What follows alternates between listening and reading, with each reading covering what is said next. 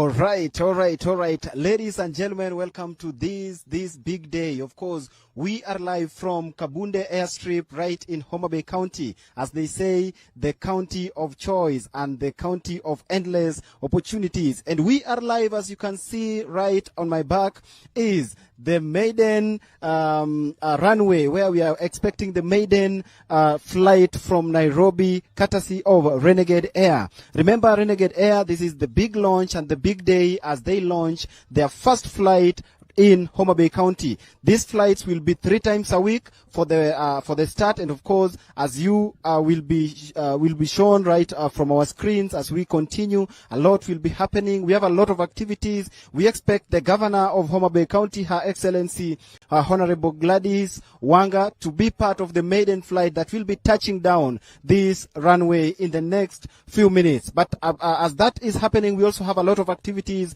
going on. We have a lot of officials from the counties, from different departments. We also have the residents of this great county who are also here and are waiting to see this great day. A lot is going to happen. As you can see, security is here and so many things. We are just going to talk to few people who are going to tell us their experience of the day so far and what they are expecting of today. As you can see, we also have the security team. We have the security officers here who are also here to make sure that the security is tight. Saseni, we are back once again.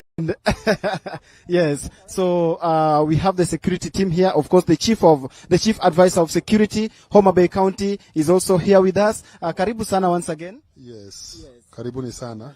We are happy to host this event. Yes. We are really happy with the Excellency the Governor for having worked hard to ensure that this flight is launched today, Renegade Air. This will open up Homa Bay to the rest part of the country because it will enhance transportation and also our goods will be transported to the other part of this country. We are so happy, we are so overjoyed, and they are almost here. Already it is airborne already. As per the report, she's almost landing here. Yes. And as she comes together with the guests, we expect that a lot of activities are going to take place. What is the security status so far as the chief advisor of security of this great county? Security is enhanced, if not tight. We have enough manpower, we have enough personnel, both civilian and uniformed. That is going to ensure peace and tranquility here. All that we are so much cautious about is peace, security and safety of every Homa Bay resident and visitors we have here. Just next to us we have police station in Kabunde. Security is enhanced, from here. if not tight. We have enough manpower, we have enough personnel, both civilian and uniformed. That is going to ensure peace and tranquility here. All that we are so much cautious about is peace, security and safety of every Homa Bay resident and visitors we have here. Well set. We have hotels around here. So we are good to go. We are happy with the efforts of Excellency, the Governor. Yes. And how do you see the future business engagements with this great business that is coming to Homa Bay County? Very bright. Very promising, because even the governor and the deputy in the past this season distributed certified seeds. So their main concern is food security in this great country of Homa Bay. We are sure that we shall produce enough for us to eat and even to sell. No wonder this flight is key. Wow. Yes. Thank you so much. Thank you so much. Asante sana. Thank you very much. We are talking to the chief advisor of security in Homa Bay County. Thank you so much. Thank you so much. Thank you. Asante sana. And of course, a lot is happening. We also have the marketing team from Renegade Air. We are just going to have a conversation with him. Karibu sana. Asante. Yes. You can maybe introduce yourself to our viewers. My name is Emmanuel. Yes. Emmanuel Njero. Renegade. Yes. Marketing executive. Yes. Wow. And to our viewers, maybe asking, why Homa Bay County? From the Great South Nyanza, we have so many counties. We have Kisii, we have Migori, we have Homa Bay, and some part of Nyakach. Why Homa Bay County? Why did Renegade Air settle on this county of Homa Bay? The reason as to why we've decided to start this route, it's because there are some clients, especially because we already have the Kisumu flights, which now cover the Kisumu region, but we found it a bit inconveniencing for clients from other regions like that is Nyamira, Kisii, Migori, and now the Homa Bay region itself. So we felt that to ease the transport issue for them, just to minimize the drive to Kisumu for you to catch either the morning or the evening flight, then it will be very convenient for them if they'll be taking off from here. So that is the reason behind it. And again, the market is quite huge. That's why we want to tap to the on the same. Yes. And we've also seen the county government also being part of this in one way or the other. How far can you say that, their reception of this great flight and this great airline to this county? Let me say that actually the bigger push is from the county government. We want to really take this opportunity to thank the county governor, Madam Gladys, because she has taken actually this project personally. She's the one, actually most of the arrangements you're seeing around, it's a courtesy of the county government. So it is a partnership. It is a partnership, and we really appreciate the support they're giving us. Yes. And how can you say, from your ground checking, from the reception, what can you say about the future business engagements of this great county to the Renegade Air? The reception is great. I've been around for the last 2 days, moving around and listening to our clients, our potential clients, and they are really welcoming. The reception is okay, and we hope we are going to really pick up very fast and also increase the frequency, because at the moment, as we start now, we are only going to be having flights on Mondays, Fridays, and Sundays. So we hope that very fast and quite soon it is possible for us now to be able to bring it at par with the Kisumu flight, so that we have maybe daily flights once or even twice like it is in Kisumu. So we hope it's going to pick up very fast. Yes. And when you talk about flights, people always think or rather have a perception that it is it's something very expensive. What can you say about Renegade Air coming to Homa Bay and the frequent flights that we are looking up to with regards to the prices that are going to be in the market? Okay, as we start, we are starting from 7,600, which is quite affordable. When if you do your calculations from Kisumu, that drive, you see, or even if you were to drive to Nairobi, then for 7,600, and it's only 40 minutes to Nairobi, then it's quite convenient. It's quite convenient, and that one should be very affordable for the locals. Yes, we've really taken into consideration quite a number of factors to come up with that start. Yes. Maybe you can just take us a quick one of what today holds and the activities that we have today. In as much as it is a launch, what do we expect today, and what is the program like? This is today. It's an actual activation, just to bring awareness. So because you see, it has been a rumor. Okay, so we are today. The main thing is now to confirm that we've really started. Then now come Friday, Sunday. Then now the scheduled flights will continue. Though today we still have passengers who are not really part of the launch, so we've already started, but it is kind of an activation. But now we had to make it loud. Yes. Wow. Yeah. Thank you so much. And of course, we expect the best of today as time goes by. And Ajua shughuli ni mingi. We're going to release you so that you can keep up with them as we also continue to listen to various people who are already here with us. Just to add, I'll say that it is not just passengers. We also have parcel services, which is also a good business, because you find the lake region perishables like fish. If one wants to send a parcel, maybe the offices, the county offices, if you would want to send a parcel to Nairobi, then you just drop it here on Monday, Friday, and Sunday. Then 40 minutes it's in Nairobi. So also the parcel services is also another department that will also be running alongside the passenger flights. Exactly. And what other services will someone maybe can get from Renegade Air from this particular facility? Let's take an example. If you're bereaved, maybe someone dies in Nairobi, you would want to transport them to Nairobi, to Homa Bay for the burial. Then also that one is also another service that we will be providing. Oh, yes. So even the dead can now land in style. Exactly, exactly. Yes, yeah. That's a good one, and of course we yes, providing people proper send-offs. Yeah. Thank you so much. Asante. I really appreciate it. We look up to a greater business Yes. for this Renegade Air. Of course, we always say this is the best and the current best local airline we have in the country. Thank you. We are different, being different. Thank you so much. Asante. Asante sana. Thank you. Thank you so much. Of course, we still have a lot of activities going on, ladies and gentlemen. As you can see, preparations underway. Of course, we already have the red carpet here waiting our guests from the maiden flight that is about to touch down from Nairobi. As you can see, we have the governor on board, and we have amazing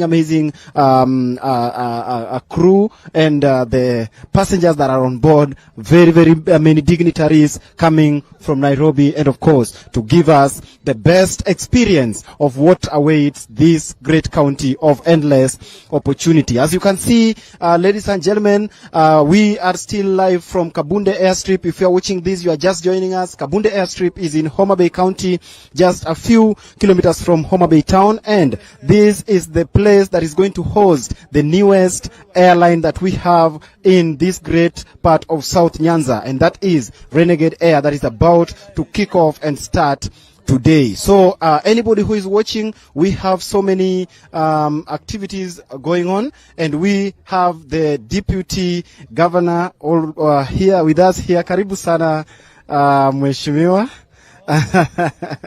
Karibu sana. Karibu sana mheshimiwa. Thank you so much. Let's come here. Of course, we have a great day here in this great county of endless opportunities. What can you say about today in general as we start? Today is a good day, and it will mark a day that will be remembered in the history of Homa Bay. Of course, I may say that it's the second one, given that we had launched the first flight to this county some 4 or 5 years ago during the last administration. And this one is now coming under the new administration, and I'm sure that it will create some impact in the lives of the people of Homa Bay and its environ, given that transport is so important to the people. It will definitely promote the tourism industry here. It will also help to the growth of several industries within, given that a human resource require some transport, and that is what I'm actually seeing now, that it will attribute to. Yes. Deputy Governor, if you look at this activity that is happening today, look at the expectation of the guests that will now be coming to Homa Bay County from various parts to fly from this region. We expect a great improvement in terms of resources, infrastructures, and everything to make sure that all the guests are well taken care of, even in the future. Is the county government ready to make sure that all these are well managed, so that our guests don't run away saying that when they come to Homa Bay County to fly, they are not well taken care of? I want to assure the prospective travelers that Homa Bay County has made necessary arrangements and is calling upon even other investors to come in, so that we can work as a team to address several issues which will be coming as a result of the operation by the Renegade Airline. And I want to say that by Renegade coming to Homa Bay, it will open up quite a number of businesses.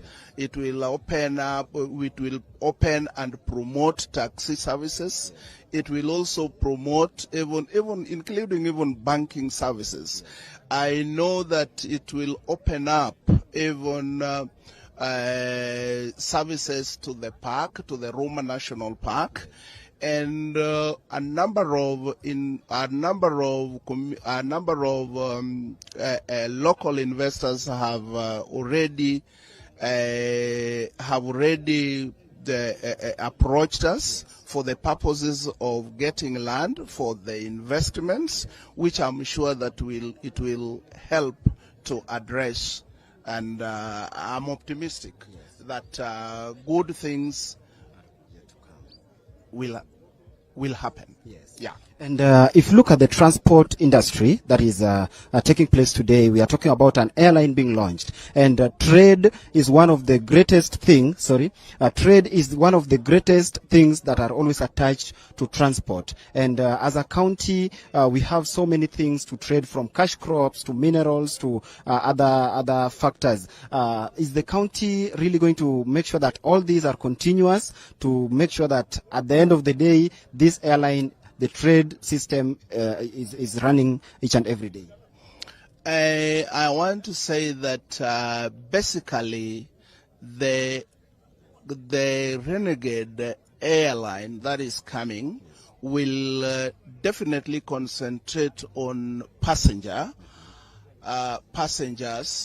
and hardly I doubt whether it will be transporting goods. And we're even looking at what is happening in Kisumu. It has not actually worked. So basically, it will be concentrating in ferrying of people from Nairobi, Homa Bay, and then by extension to Nyamira, Kisii, and Migori. That is the service that we will be enjoying. But we know time is a factor in business. So by reducing time for movement, it will definitely enhance the business within the county. Yes. As we wind up, because the plane is almost landing, what can you say about the security situation to our guests who are coming today and our guests who will be coming? Because we understand this is now going to be like the main airstrip we have from the southern Nyanza that is going to be operational. Thank you so much. I want to say that the security in Homa Bay is assured, and all this time we have not actually encountered insecurity, and I'm optimistic that the national government, together with the county government, we will ensure that there is maximum security for all the investors, for all the travelers, and all the locals, to make sure that we operate in a peaceful environment to promote each and every sector in this county. Asante sana. And if you look at we have neighboring counties, do we have the governors coming, or the guests from the representatives from the neighboring counties coming to join you and the people of Homa Bay in celebrating this great day? So far we have received a representative from Homa Bay. County Minister for Finance is here. We have also representative from Nyamira, and we are yet to receive some from the Kisii County. So I want to assure you that others may be coming in few minutes time, as per the information we have. Yes. Asante sana. Let's now wait for the maiden flight that is about to touch down, and we hope the great county of Homa Bay is going to get the best that they deserve. Asante sana. Of course, that is the Deputy Governor of Homa Bay County, Honorable Joseph Oyugi Magwanga, talking to us and telling us what to expect from today and what we have today. And just as you see, ladies and gentlemen, the maiden flight of Renegade Air is about to touch down this great county of Homa Bay as it makes its first flight that is going to be to be 3 times a week. As you can see, ladies and gentlemen, it's going to be every Monday, Wednesday, and Friday, flying twice. So from wherever you are, you can always, yes, every Mondays, Fridays, and Sundays. Of course, ladies and gentlemen, the maiden flight is about to touch down. As you can see, the preparations are set. Everything is set, and the runway is set to receive this great bird, courtesy of the best local airline we have right now, that is Renegade Air, and its team about to touch down. So, ladies and gentlemen, keep watching, because we are here to keep you updated of all the activities that are going to happen today. We are expecting the governor of Homa Bay County on board, Her Excellency Gladys Wanga, and the team from Renegade Air, and the dignitaries, various dignitaries from the county and the neighboring county officials. We also have amazing man who has made sure that this ground is set. Like you see, the preparations, all the arrangements that you see here today, we are getting courtesy of his presence in this ground. Karibu sana. Asante sana Bwana Simi. Asante sana. Yes. Yeah, maybe you can just introduce yourself so that they know who exactly we are talking to, who has made this possible for us. Thank you very much. By name, I'm called Ferdinand Ochieng Nyagol. I work very closely with Renegade Air. Yes. And for this event, I am the one who was, on the ground to coordinate everything that is happening today. Yes. And I'm really happy and excited about this route today. Yes. The other time we launched Kisumu, and immediately the Kisumu route was done. Yes. There were so many requests that we do Homa Bay route. So for us today, I think we are very happy that we have made it again back to Homa Bay. Yes. And, it is going to be an experience that is very nice for everybody to to use this route. Yes. Yeah. And from your, since you are on the ground and you know everything that has been going on, what can you say about the locals' reception to this great initiative? Well, everybody is excited. Before this route was opened, if you had to take a flight to Nairobi, you had to go to Kisumu. And from Homa Bay to Kisumu, on average speed, that is 3 hours drive. So for us, the Homa Bay locals are saying this one has cut cost on fuel for them to go to Kisumu, and it has also cut time. So maybe the run-up time for somebody to reach Nairobi from Kabunde is 40 minutes. For you to get to the airport from any place within Homa Bay town or Homa Bay County is less than 30 minutes. So they are very excited, they are happy, and everybody is willing to come and use the route that Renegade Air has started today. Yeah. Yes. And if you look at the presence of the security, the locals are being available here, what can you say about the day as it is going to happen? What is your expectation from when the plane touches down to the end of today? Well, the presence of everybody, as you can see, there are so many officials from the county government, there are so many officials from the national government. We have the private sectors also represented, that is businessmen, tours and travels, that tells you that everybody is excited about this route. So their presence here tells you the kind of support they are willing to give Renegade Air to make this day a success, and not only today, to make the route a success. Because anybody in business, when you have a business, what you look at is sustainability, and that sustainability comes when you have continuous supply of customers using your product. So for us as Renegade Air, we are happy that everybody is excited. They are here, they are represented here to show their support, and anything that will work for us will also work for them, because in this business it is buying and selling, getting services and also receiving services. Yes. Wow. And just as we wind up to move to the runway, and you being on the ground for long, and we've also seen passengers who have already booked to fly today during this big day of Renegade Air coming to Homa Bay County. Can you say that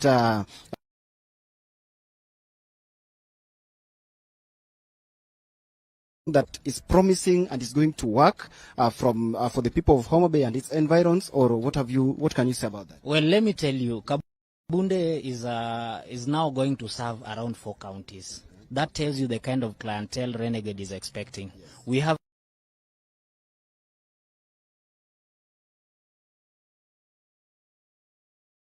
neighboring here, and we also have Nyamira, and then Homa Bay as well. So the clientele from these counties, I can assure you that every time when the plane is flying from Kabunde or flying from Wilson, if you don't book your ticket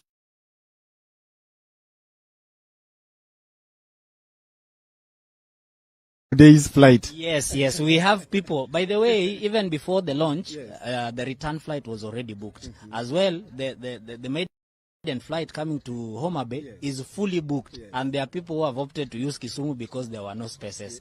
So if even we had two planes coming here today, I am very sure they would have all been full. So everybody is excited. We are excited as a team. We are happy about the reception, and we are looking forward to work with our customers very closely, professionally, and efficiently.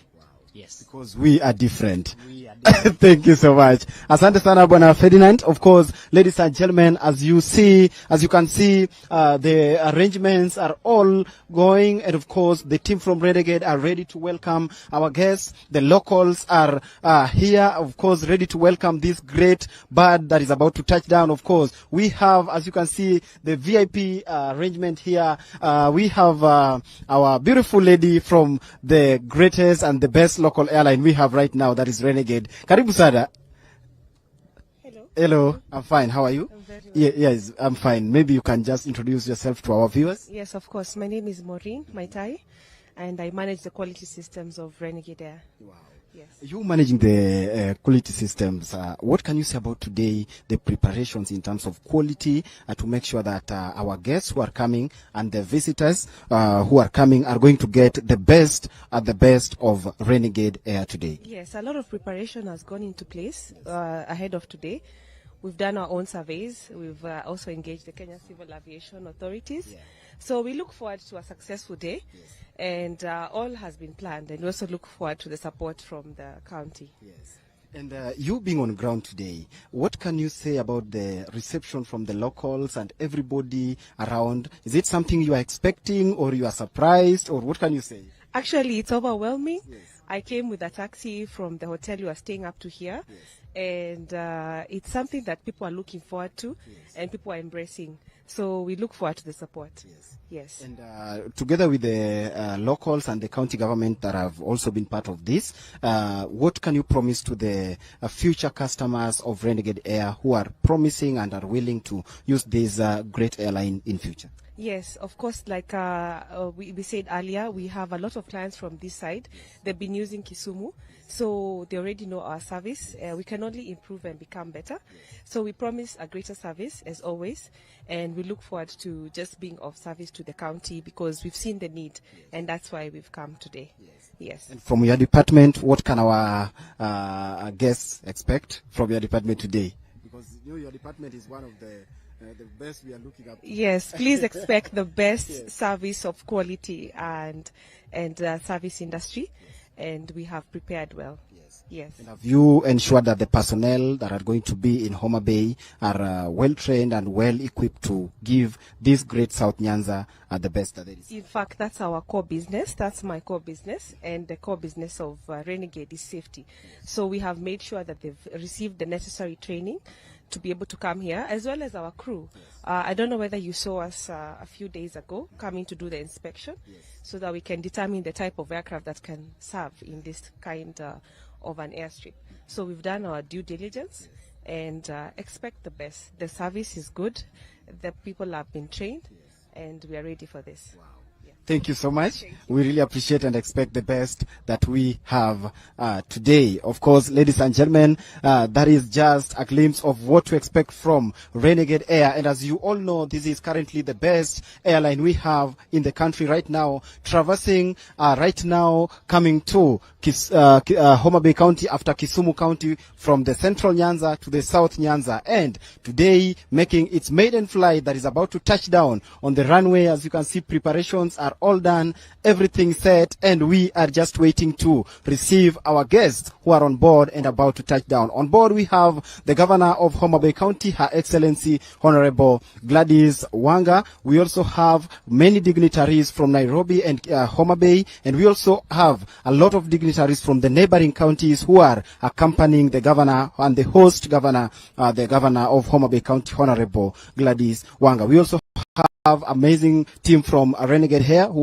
board who are going to tell us what they have for us today when they come, what they come from Nairobi with and bringing to this great county of endless opportunities. So right about now, I just want to get to hear from the locals in a few. But before that, I just want to tell you that from wherever you're watching, share with your friends, share with everyone, because this is about to go big. We are about to make sure that everything that happens here is brought to you live on this great page of Renegade Air. So share with your friends, follow this page so that you can always get the services of this great airline each and every time, so that you get the best that you deserve. So right about now, I just want us to, we can get from the locals just to hear their expectation and what they have today as we wait for this great facility coming to this great county of endless opportunities. As you've heard from the Chief Advisor of Security, Homa Bay County, he has assured us that the security in Homa Bay County is advanced and enhanced to make sure that all our guests who will be coming today and the subsequent days will be well taken care of in terms of security. We've also heard from the Deputy Governor, Honorable Oyugi Magwanga, who has also assured the people of Homa Bay County and the neighboring counties and the guests that everything is prepared and enhanced to make sure that all is in place. We have various guests who are already here. Karibuni sana. Karibuni sana to this great day. Yes. How are you doing, sir? Not bad. Yes. Maybe you can tell us your name, and then we have a short conversation about today. Lucas Odiango is my name. Kenya Post Authority staff. Yes. Representing the MD of Kenya Post Authority. Yes. I'm based in Kisumu. Yes. Thank you so much. And what can you say about this great opportunity that has come to Homa Bay County in terms of transport from the Kenya Ports Authority that is happening today? The function is like an eye-opener. Yes. And it also opens so many business areas, because minus transport, minus accessible transport, you will not afford having a good market environment for your product. So this should be treated as an eye-opener, and I believe everybody welcomes the idea. Thank you. And as we wind up, officer, if you look at the reception, it means that the locals have enhanced and accepted what is coming their way. From your end as the authority that is manning this kind of business, can you say, what can you say about the preparations to make sure that apart from today, the coming days and the future businesses are well taken care of in terms of facilitation and quality? Firstly, I want to correct you. Yes. This is Kenya Ports Authority. Yes. Kenya Ports Authority is responsible for managing all inland ports, lake ports, and seaports. Yes. But where we are today is being run and managed by Kenya Airport Authority. Yes. So the question you're asking would be explained so well if you approach somebody from Kenya Airport Authority. Though what I would say is that our presence here is key, because from here we'll be heading to the pier. That is where our focus and the business is. And again, minus the airport, KPA will not run the pier effectively, because we have perishable goods which should be coming from the pier to the airport in the shortest time possible, so that it reaches the market when the goods are still fresh. So we are like in partnership in this business. Yes, sir. Thank you so much. We really appreciate and expect that the best is going to happen today and in the near future in terms of business. Asante sana. Thank you so much. Of course, that is from the Kenya Ports Authority. Of course, we also have the locals here who are part of this and have come to Nadeuru, Untiere. to mera indi ringa. Untie nade? Inyanyiso wani nyingi ngawa? Nyinga Irina Nyango. Irina Nyango. Ntiere koni ya dala kuso. Kae dala.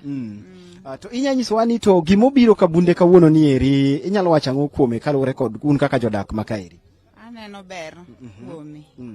Obiro kelonwa ohala. Obiro kelonwa maendeleo.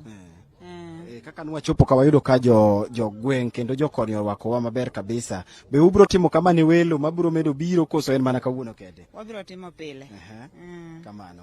Waneno ka governor ma county ma Homa Bay moluor Gladys Wanga en achiel kuom welo mwarito mondo chop kaeri kawuono, kendo en ng'ama osemako ohala ma kori kaeri ka make sure ni gik makamagi otimore. Inyalo wacho ni un kaka jo gweng' kata the local people mantiere kaeri, unyalo wacho ni to un be uikoru mar konyo ohala ni dhi mbele koso unyalo wacho nang'o kawuono?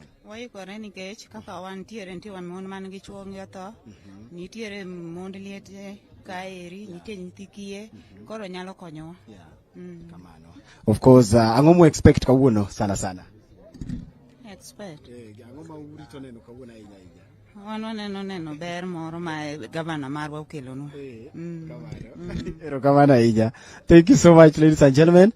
Let's now wait for the flight because the flight is touching down in the next few minutes. As you can see, the deputy governor is here to welcome the governor and her team from Nairobi, and they are aboard the maiden flight that is on board Renegade Air. Remember, this is a great day for this great side of Nyanza, the South Nyanza, Homa Bay, Migori, Nyamira, Kisii, and some parts of Kisumu County who are bordering Homa Bay County, because we are launching the first maiden flight of Renegade Air that will be flying 3 times a week, each and every week, to make sure that they give you the best that you deserve in terms of transport, business, and coordination of your journeys each and every time. So we are waiting. As you can see, the runway is ready, ladies and gentlemen, and in the next few minutes,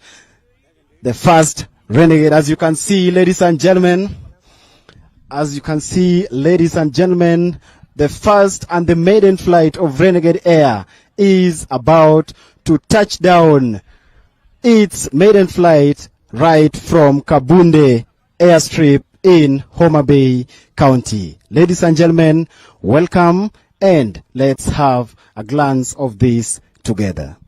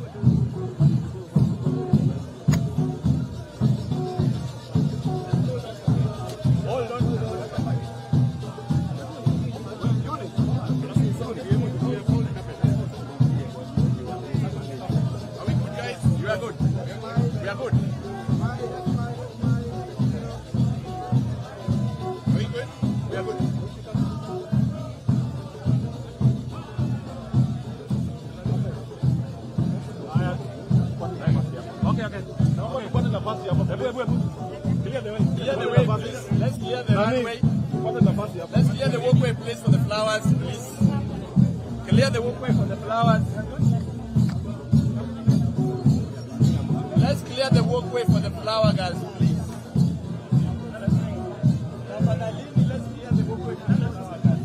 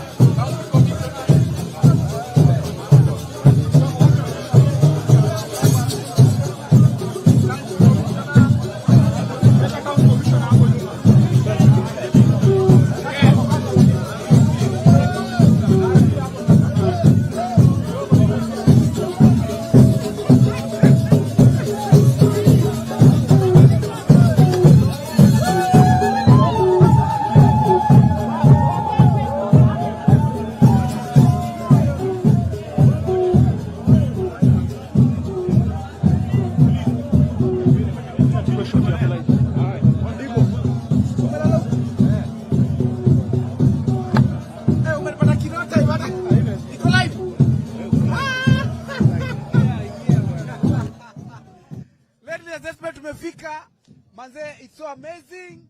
Of course, ukiangalia background, vitu zinafanyika. Now we are so happy. We've landed safely and soundly. Na tunashukuru Mungu sana. Of course, Hala ametubariki. Na so far tunasema ni Mungu. Because without God hatungefika hapa.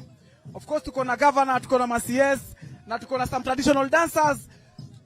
There are some things pia zimeprepare huko, chakula, watu wata celebrate. Today is a big day for Renegade. Sasa, dakika moja tu. Kwa majina? Naitwa Billy Rogers. Billy Rogers. Yes. Unasimamia kikao gani huku? Mimi ni county training officer. So, maoni yako kuhusu launch ya leo? Leo sina maoni kwa sababu niko na furaha sana. Sina maoni, but I'm very much happy. Sawa sawa. Very much happy. Tunashukuru sana. Nashukuru sana. Tunashukuru sana kwa part of Renegade family. Yes. Sawa sawa. Thank you so much. God bless you.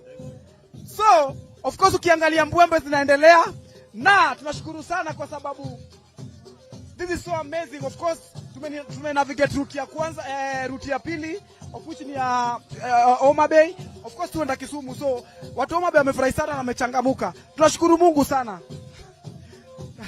Niaje? Mbona una furaha mingi hivyo? Tumeletewa ndege mpya leo na Governor Gladys Wanga. So maoni yako kuhusu the new launch and the new route? Iko sawa sana and is affordable. Unatarajia kusafiri na sisi lini? Mimi next month. Next month? Nikishakula mishahara and travel. Sasa mzuri sana. Maoni yako kuhusu launch leo? Launch ya leo ni mzuri. Unatarajia kusafiri na sisi lini? Nitasafiri na sisi very soon. Okay. Karibu sana. Thank you sir. Habari yako?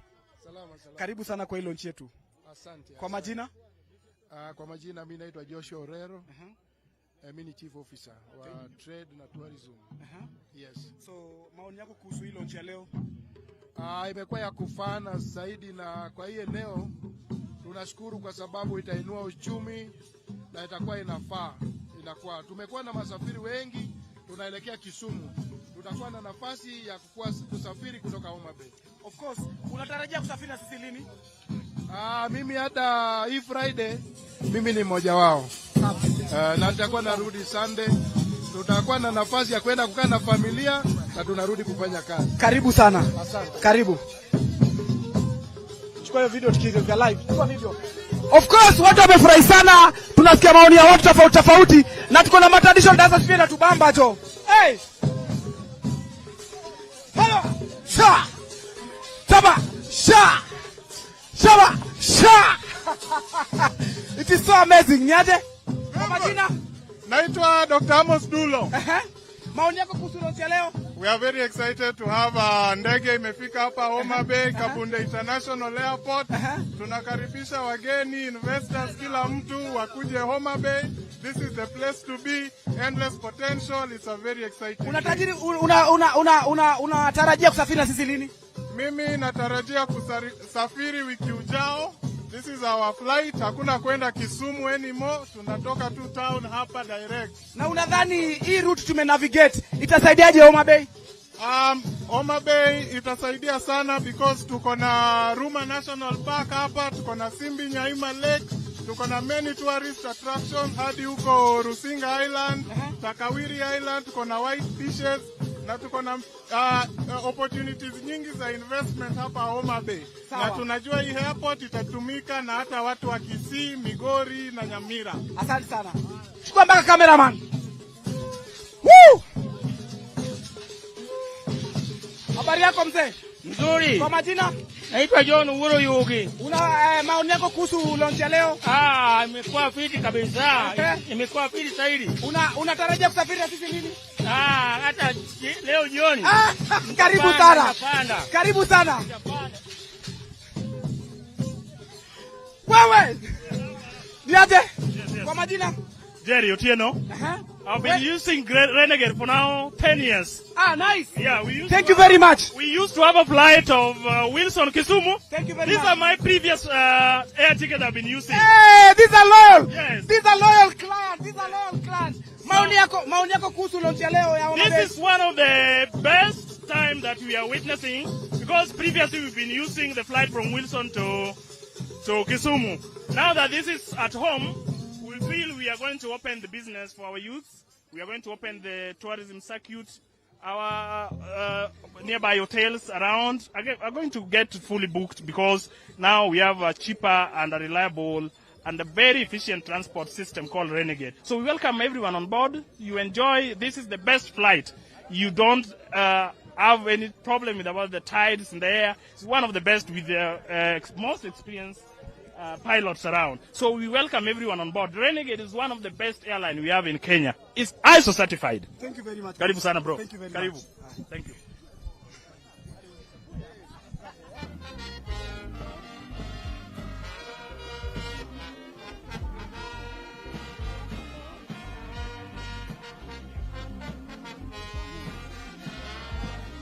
Haya, karibu sana mgeni mheshimiwa, karibu sana.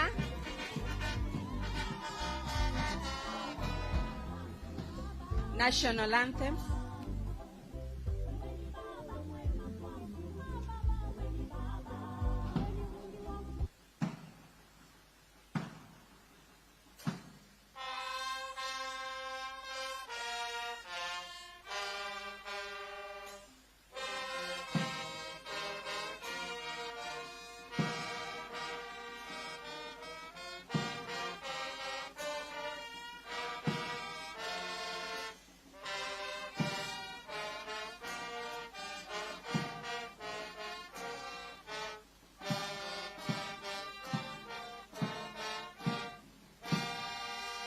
Afrika Mashariki.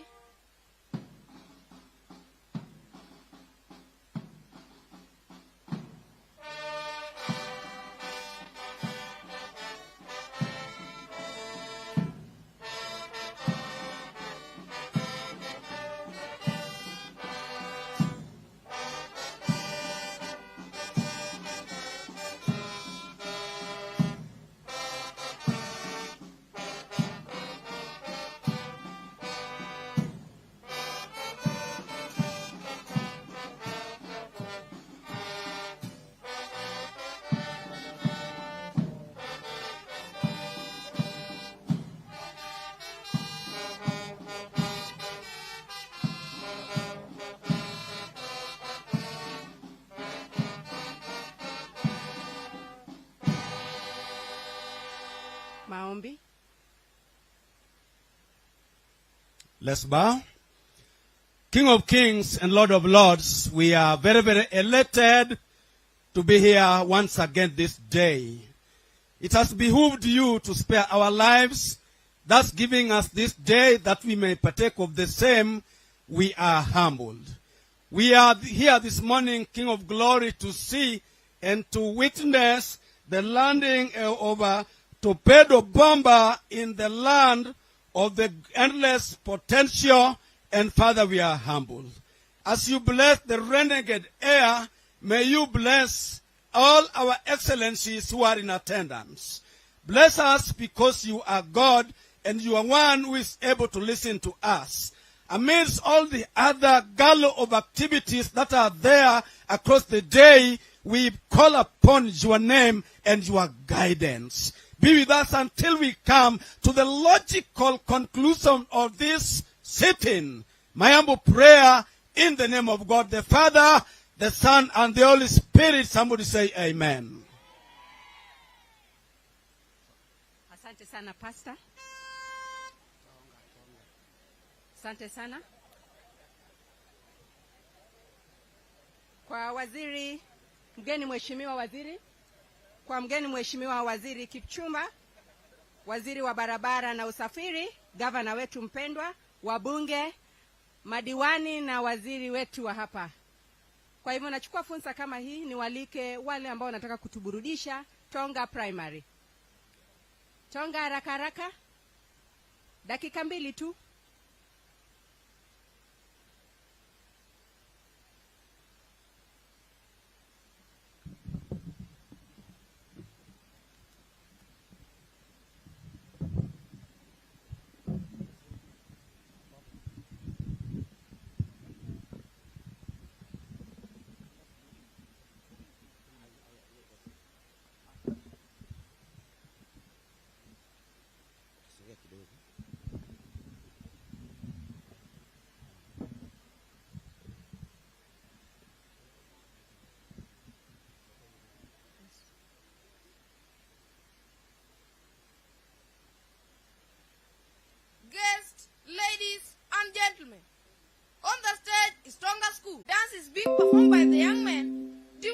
traditions like after harvesting, marriage ceremonies. Enjoy with us. Welcome.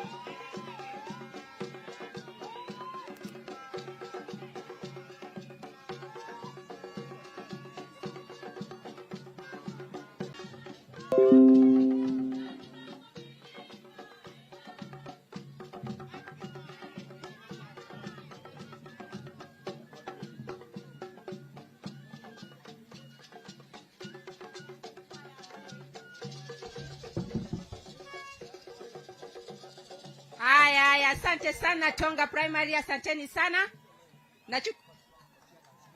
Nachukua fursa hii pia kualika Kochia dancers.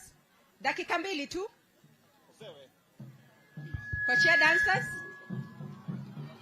Kochia Kagan dancers. Okay.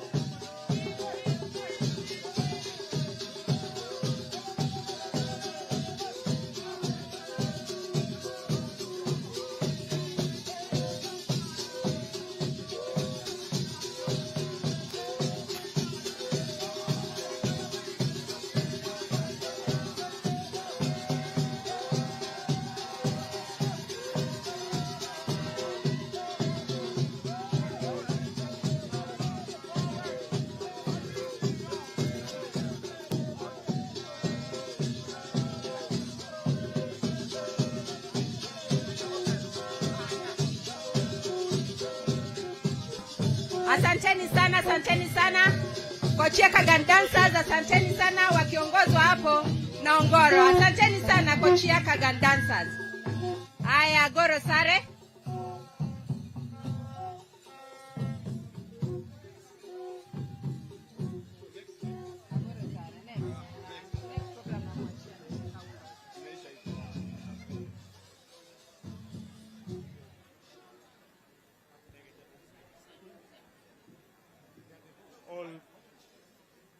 All protocols observed.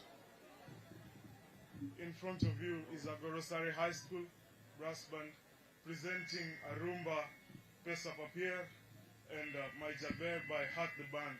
Welcome and enjoy the show.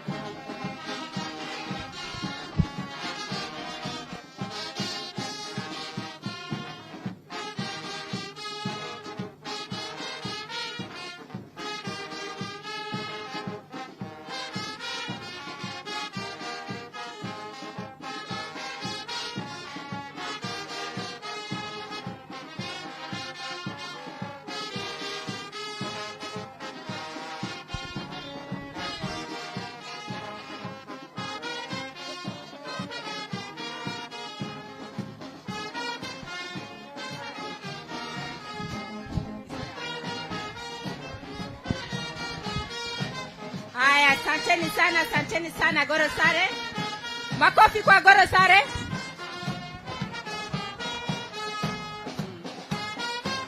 Aya, asanteni sana Goro Sare. Aya, makofi kwa Goro Sare. Aya, Nachukua fursa kama hii pia niweze kumlika mwenzangu ambaye tuko na yeye hapa ili aweze kuendeleza kipindi ambacho kinaendelea. Mimi hapa ni Rachel Gutu, mnenaji wa serikali katika Homa Bay County. Your Excellency, all protocols observed. Jodala wa untie. Jotenti ni untie. In cognizance of time, this is our program and we want to move very fast. We have only with us now like 25 minutes to the end of the program. So whoever will be getting an opportunity to at least say hi, remember or be conversant of the time. So allow me to welcome the area MCA who will invite the majority leader to recognize the MCAs present, and then we'll move to KAA representative who again will welcome the Renegade, and thereafter he shall bring back the program to me and we shall move as we are going. Karibu Mheshimiwa Mono Florita.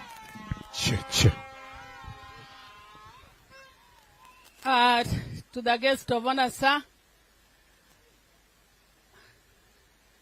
Waziri Transport National Government, our governor and the deputy governor, the Waziri, the executive wing of the Homa Bay County, my colleague MCAs who are present, the CEC MPs National Assembly, members of the Fourth Estate, members of the public, good morning. Yes, thank you so much. I'm not taking any longer time, but I just want to take this opportunity as the area MCA to welcome everybody to Homa Bay County and to Kabunde Airstrip.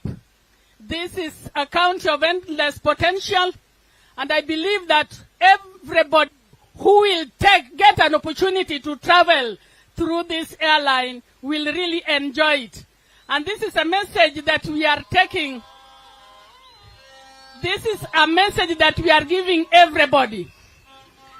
We have the stakeholders from our neighboring counties who are also here. We really invite you to come to Kabunde on the stipulated dates when the flight will be there. Otherwise, don't want to take a lot of time, but only to say that everybody here is welcome to Homa Bay Central Ward, Homa Bay County. I am Mono Florita Undiek. Area MCA, the Deputy Majority Leader, Homa Bay County Assembly. Thank you.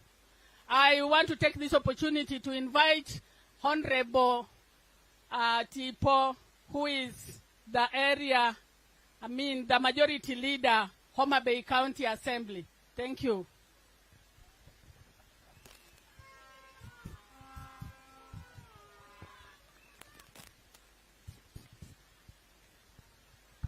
Thank you. To the pioneer senator and the current CS for roads, Honorable Kipchumba Markomen, Yoturwa Unene, Your Excellency, our beloved governor, Honorable Gladys Nyasuna Wanga, and your deputy, all protocol observed because for the interest of time. I'm Honorable Richard Ogendo. Indeed, I'm majority, but I'm the majority leader of Homa Bay County Assembly. Our guest of honor, on behalf of the Assembly, I want to take this opportunity to welcome you to Homa Bay. Feel at home and just feel as if you are in your county. Your Excellency, allow me to introduce the honorable members of Homa Bay County Assembly who are present in this occasion. And before I introduce them, Your Excellency, you are aware that we have a committee of the whole house in Nairobi. And these are the only members who got the opportunity to attend this function. Kindly just come. They will not talk. I just want to introduce them. Our chief guest, this is Honorable Tony Otheo, the MCA for Arroyo Ward and the chair of PAC. This is Honorable Sophie Koweje, the elected MCA for Lambwe Ward, and she served in the County Assembly Service Board of our assembly. This is Honorable Mogo. This Ariga here is the MCA for Kasipul South, the MCA for Oyugis Town, and the chair of trade, industry, tourism, name them. This is Honorable Kolela.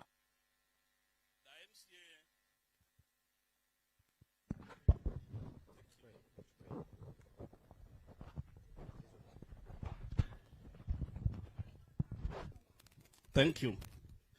The MCA for one year, he is the MCA for the Governor Emeritus, Honorable Awete. He is also the chair of transport, roads and transport.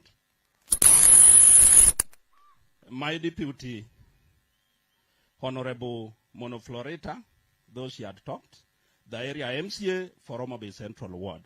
She is the host MCA. Honorable Bondo is the MCA for Kasipul Central, Central Kasipul, and the chief with majority. Thank you. Yothurwa untie. For the interest of time, Jiadi Marwako Waziri ka. Tinga lueti urwako Marcoman. Your Excellency, I don't have much to say. Let me just take this microphone to, I don't know, the MCA.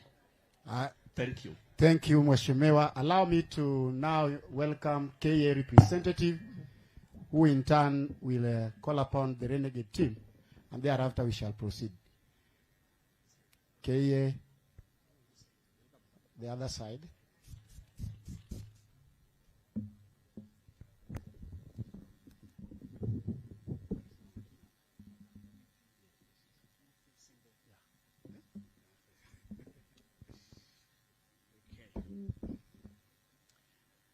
Our CS, Roads and Transport, Honorable Kipchumba Murkomen, Your Excellency Governor, Gladys Wanga, the Deputy Governor, Chairman, Transport Committee, Honorable GK Kariuki, all the Waheshimiwas herein present, including my good friend Karoli Omondi.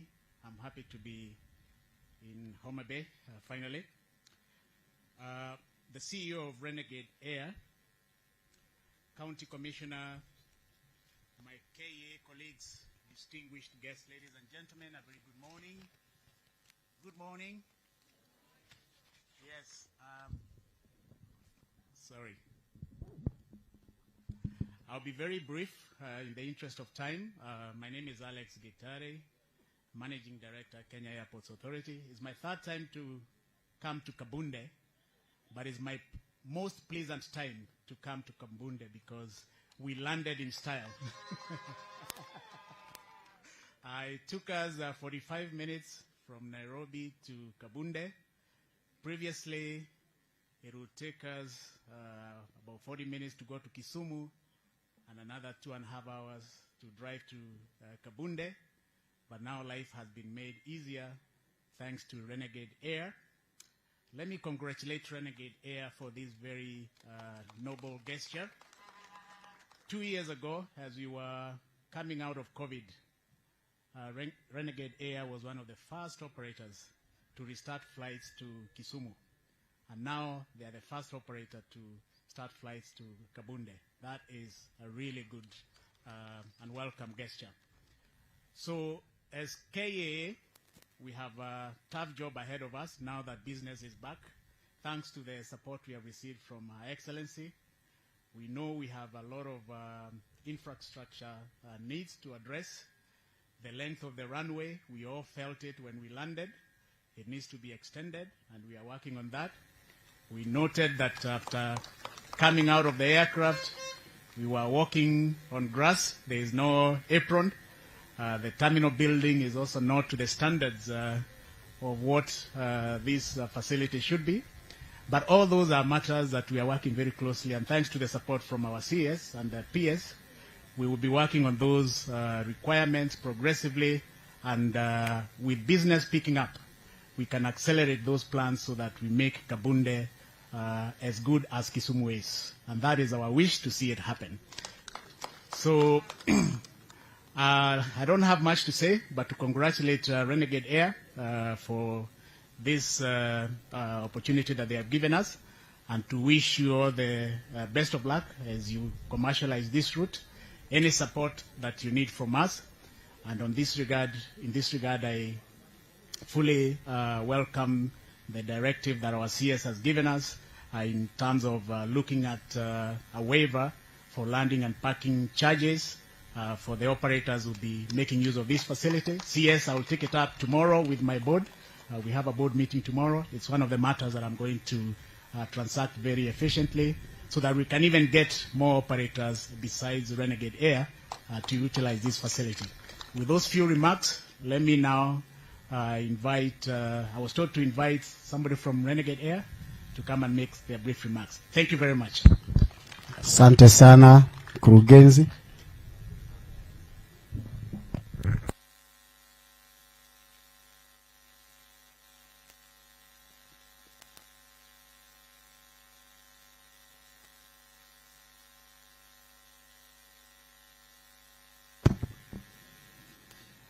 To the Cabinet Secretary, His Excellency the Governor, the Deputy Governor,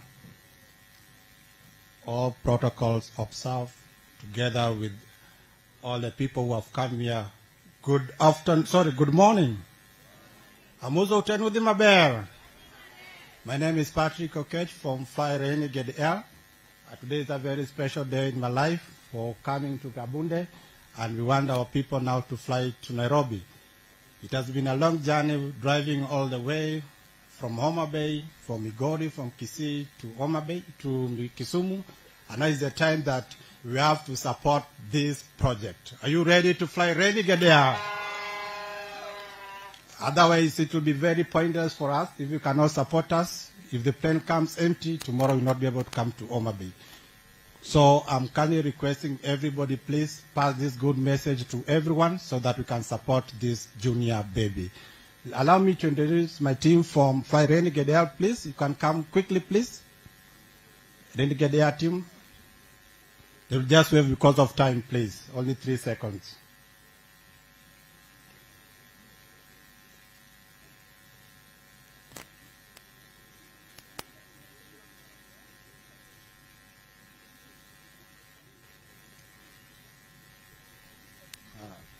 So I will start with, from left is Mr. Homer, is the station manager Kisumu. We have Mr. Ishmael, our CEO. Mr. Nicodemus, our accountable manager. Mr. Emmanuel is our marketing team. And I am our administrative manager. So allow me to pass the message to Nicodemus to pass the message of the CEO. Thank you.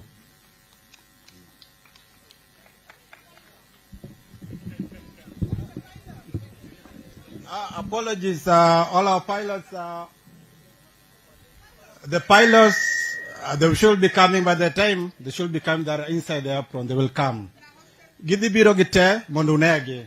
Wagoiru kamana ina tunyakufugi ndegene.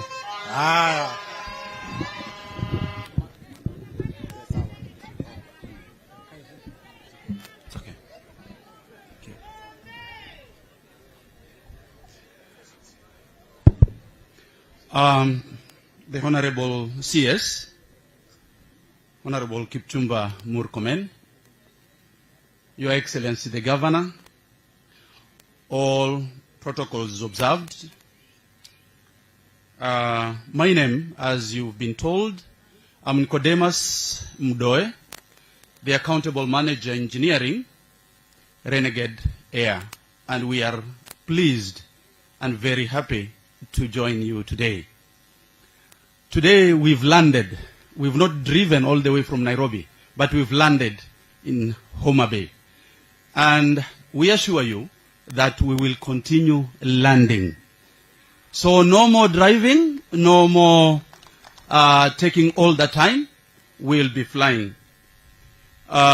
Because of time, allow me to read a small speech. Ladies and gentlemen, today we gather here with immense gratitude as Renegade Air embarks on its inaugural flight to Homa Bay County. We want to express our deepest appreciation to Her Excellency the Governor and the entire management and the entire leadership of Homa Bay County,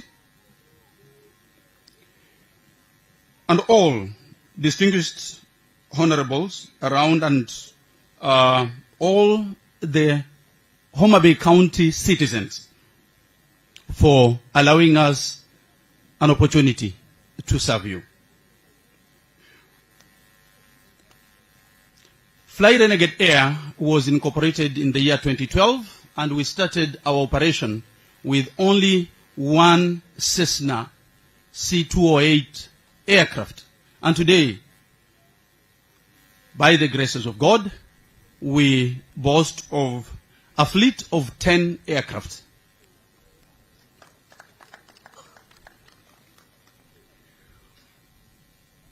We also are, Honorable CS, we are in the process of adding our fleet. Another Dash 8, two of them. A Dash 8 200 and a Dash 8 300. Delivery we expect to be next month, July, for one, and the second one possibly in August or September.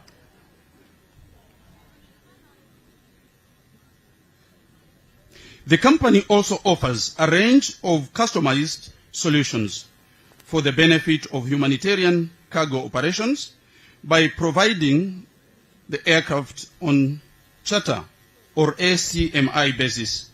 This service provides flexibility and convenience to our partners and clients, allowing them to access the aircraft they need to meet their specific transportation requirements.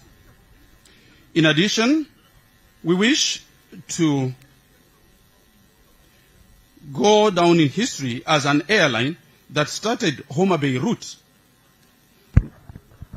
We don't want to be an airline that started and within a few months abandoned this route. But we believe with your support, Your Excellency, and all the...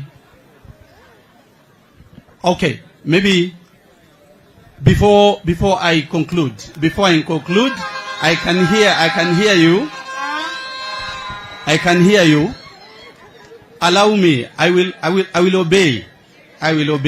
So allow me to have Patrick again introduce the crew.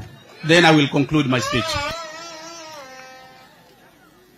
I'm also Teni Berurukendo. Very quickly, just introduction of we have the captain here. Come. Wangi captain ka. Unano kaudo mjaduande. Say hi. Hi. Wangi first officer. Hello, hello. Hello. Hi. One kendo gi cabin crew. Bingene ndege kidhi kachacha be nyaka mi chai moro pi moro, koro wan gi cabin crew. Koro winjuru duonde matin, but buru winjuru duonde mang'eny kuidho ndege no. Sema hago. Good morning. Wan gi colleague marwa, wan gi Maureen, sema tuelo. Hello, habari yenu?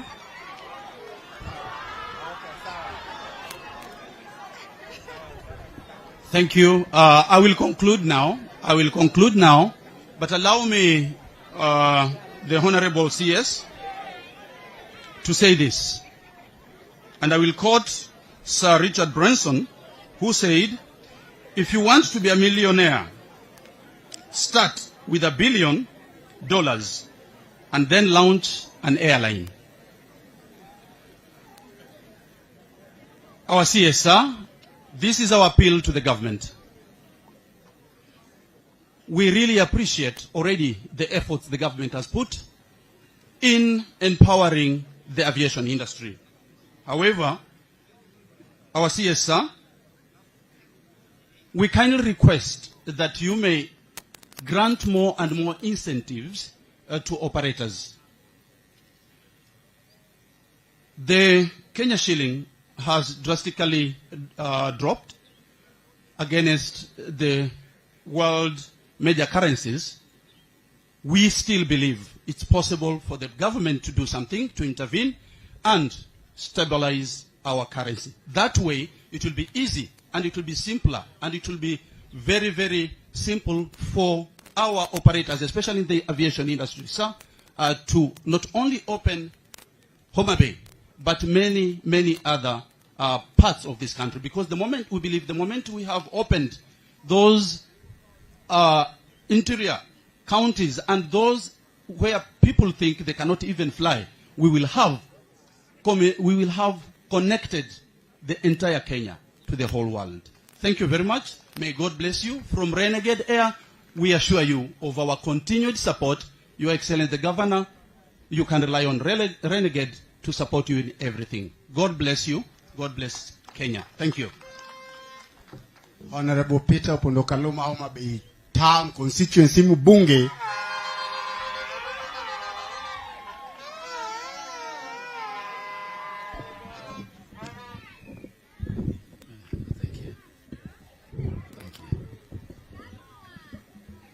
Enye podari tondege. Angio land.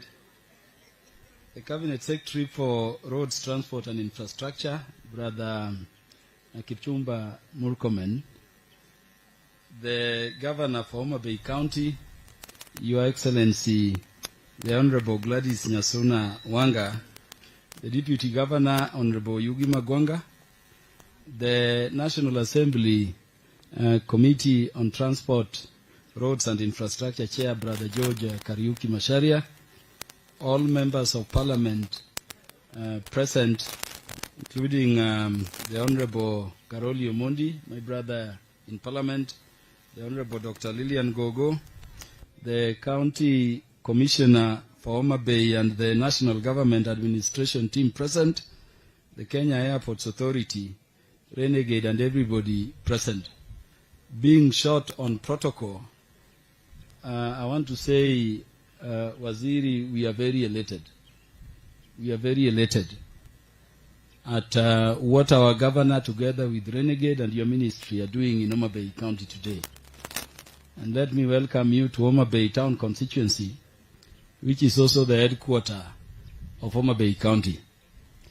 The last time you were in Homa Bay Cabinet Secretary, we were playing at Homa Bay Stadium, and you remember you were our striker, and we beat the local team through the 3 goals you scored. Waziri, we are missing you in Bunge FC, but we continue to play. Waziri, you remember the first time I came to your office upon your appointment, I raised the issue of this airline and the road that I said would be called Kipchumba Murkomen Road, which is to come from Nyalkinyi through Imbo, to go to Ogweyo through DC, and to turn across the constituency through Ruga up to Lala into town. And you promised your first tour of duty would be Homa Bay Town constituency within Homa Bay County. But Waziri, what pleased me is that when I mentioned to you about Kabunde Airstrip, you mentioned to me that you are in very close talks with our governor on the matter, and this was going to happen. And today, Waziri, you see the benefit of having leaders work together. in Homa Bay town constituency and across Homa Bay County. We've made the decision that because Governor Wanga is working with the leadership very well, we now call our officially Governor 2032.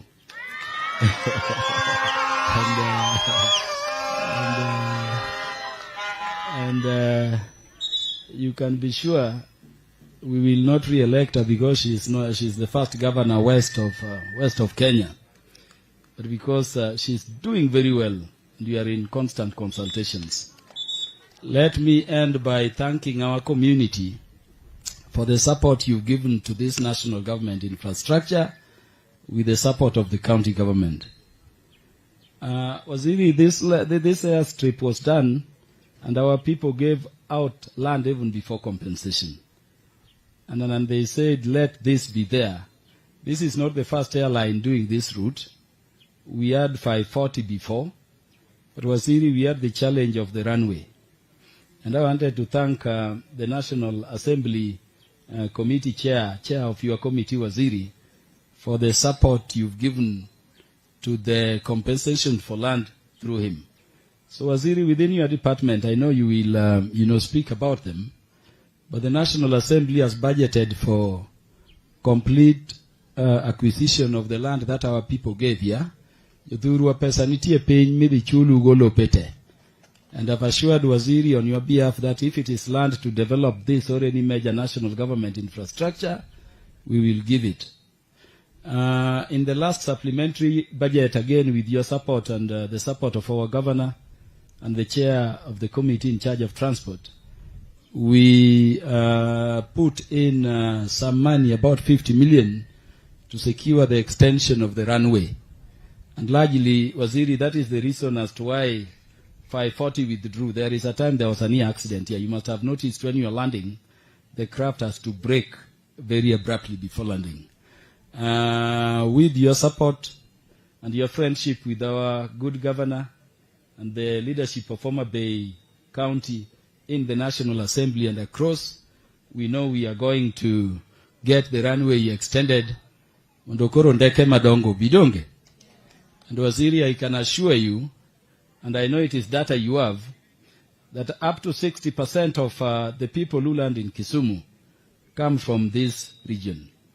So this Kabunde International Airport in Homa Bay Town constituency, Homa Bay County, is not just serving Homa Bay County.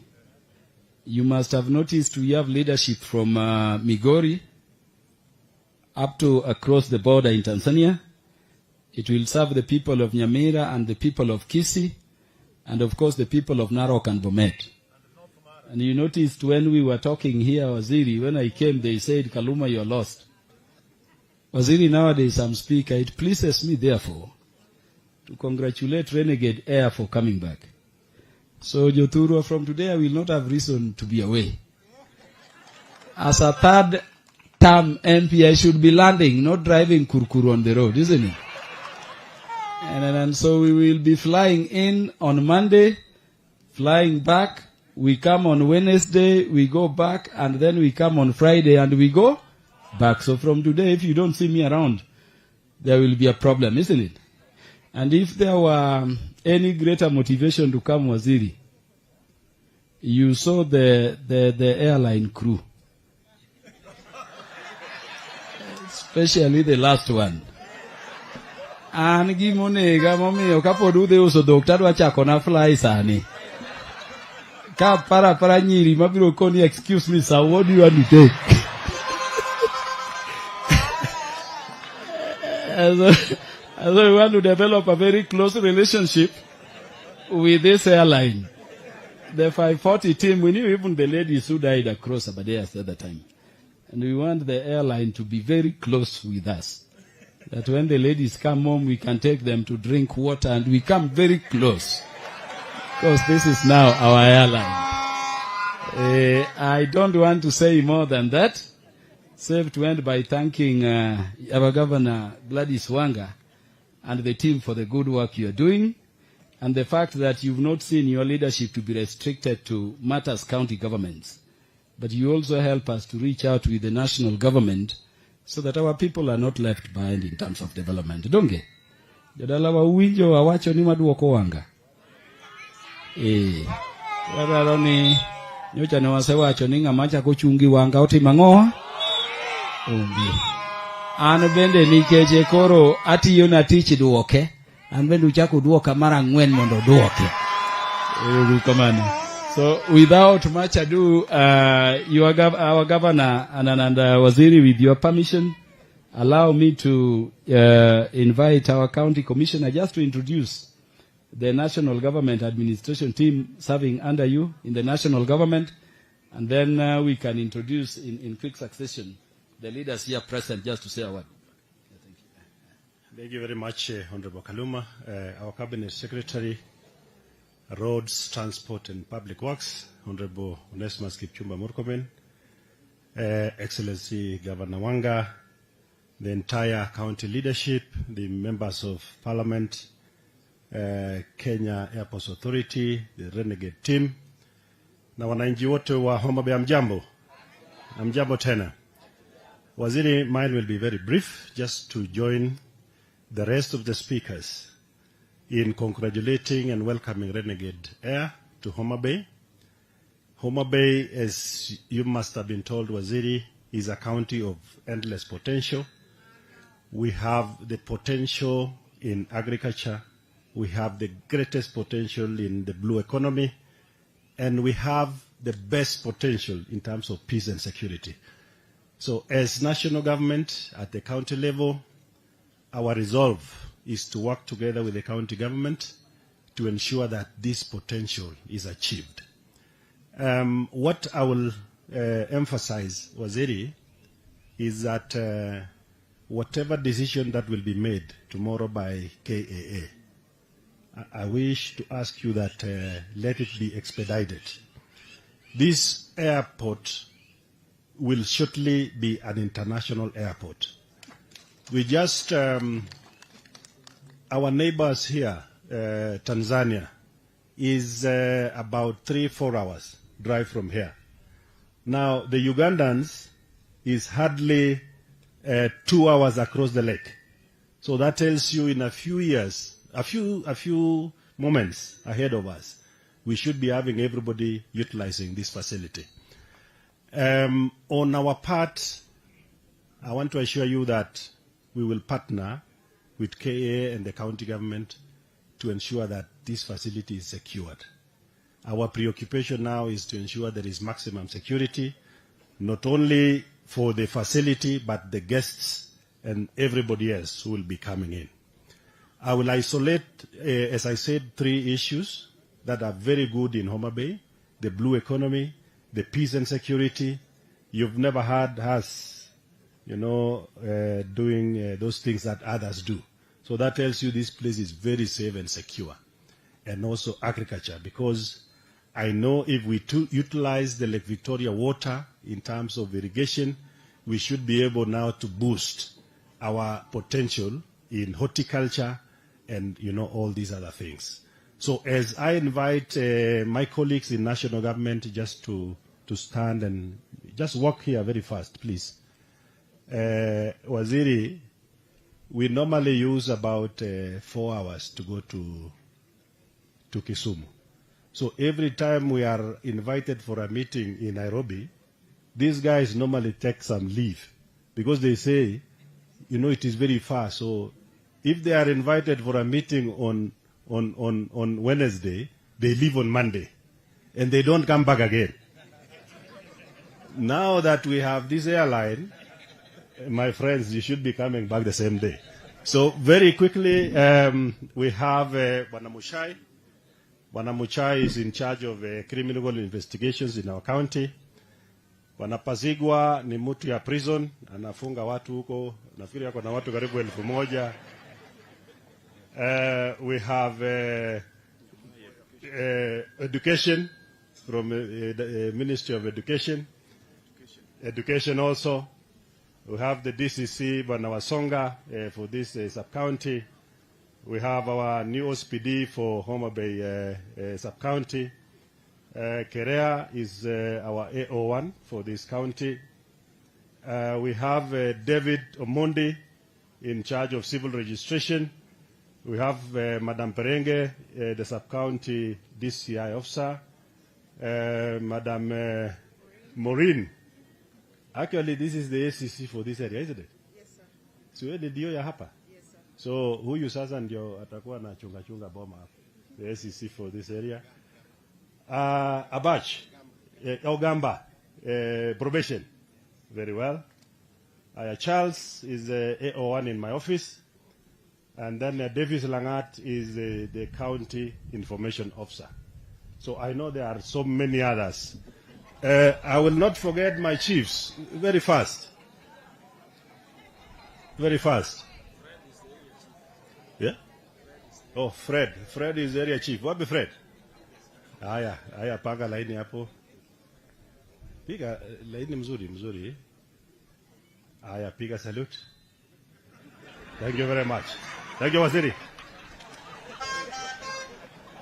Let me now call the Honorable Karoli Omondi, the MP for Suba South.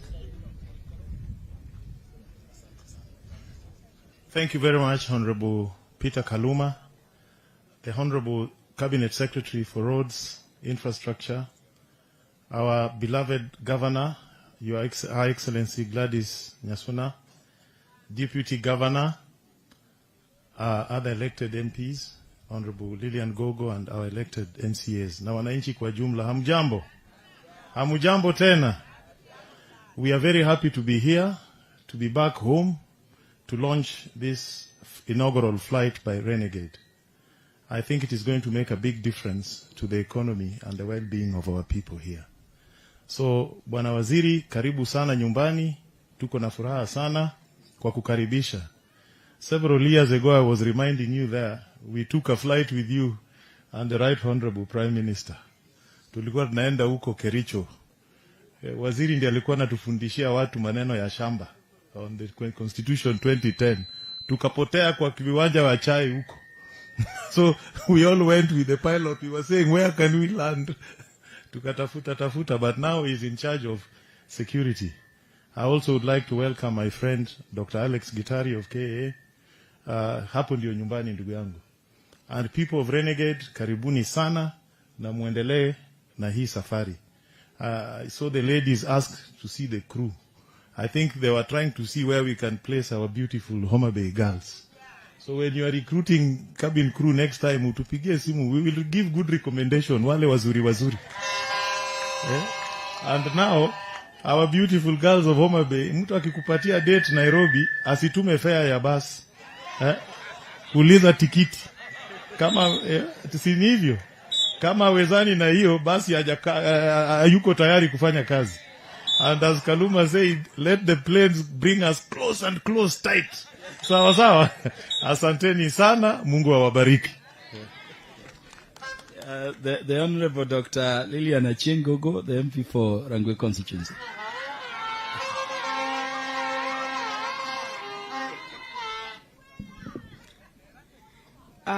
Thank you very much. Standing on existing protocol, the Honorable C.S. Onesimus, our one and very own Her Excellency Atieno Nyasuna, Ber Kosok Ber. You know, CS, we normally say around here that Her Excellency Atieno is beautiful as she goes and as she comes back.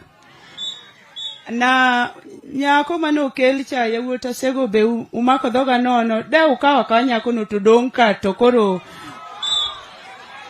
donge uyo ameenda si ameenda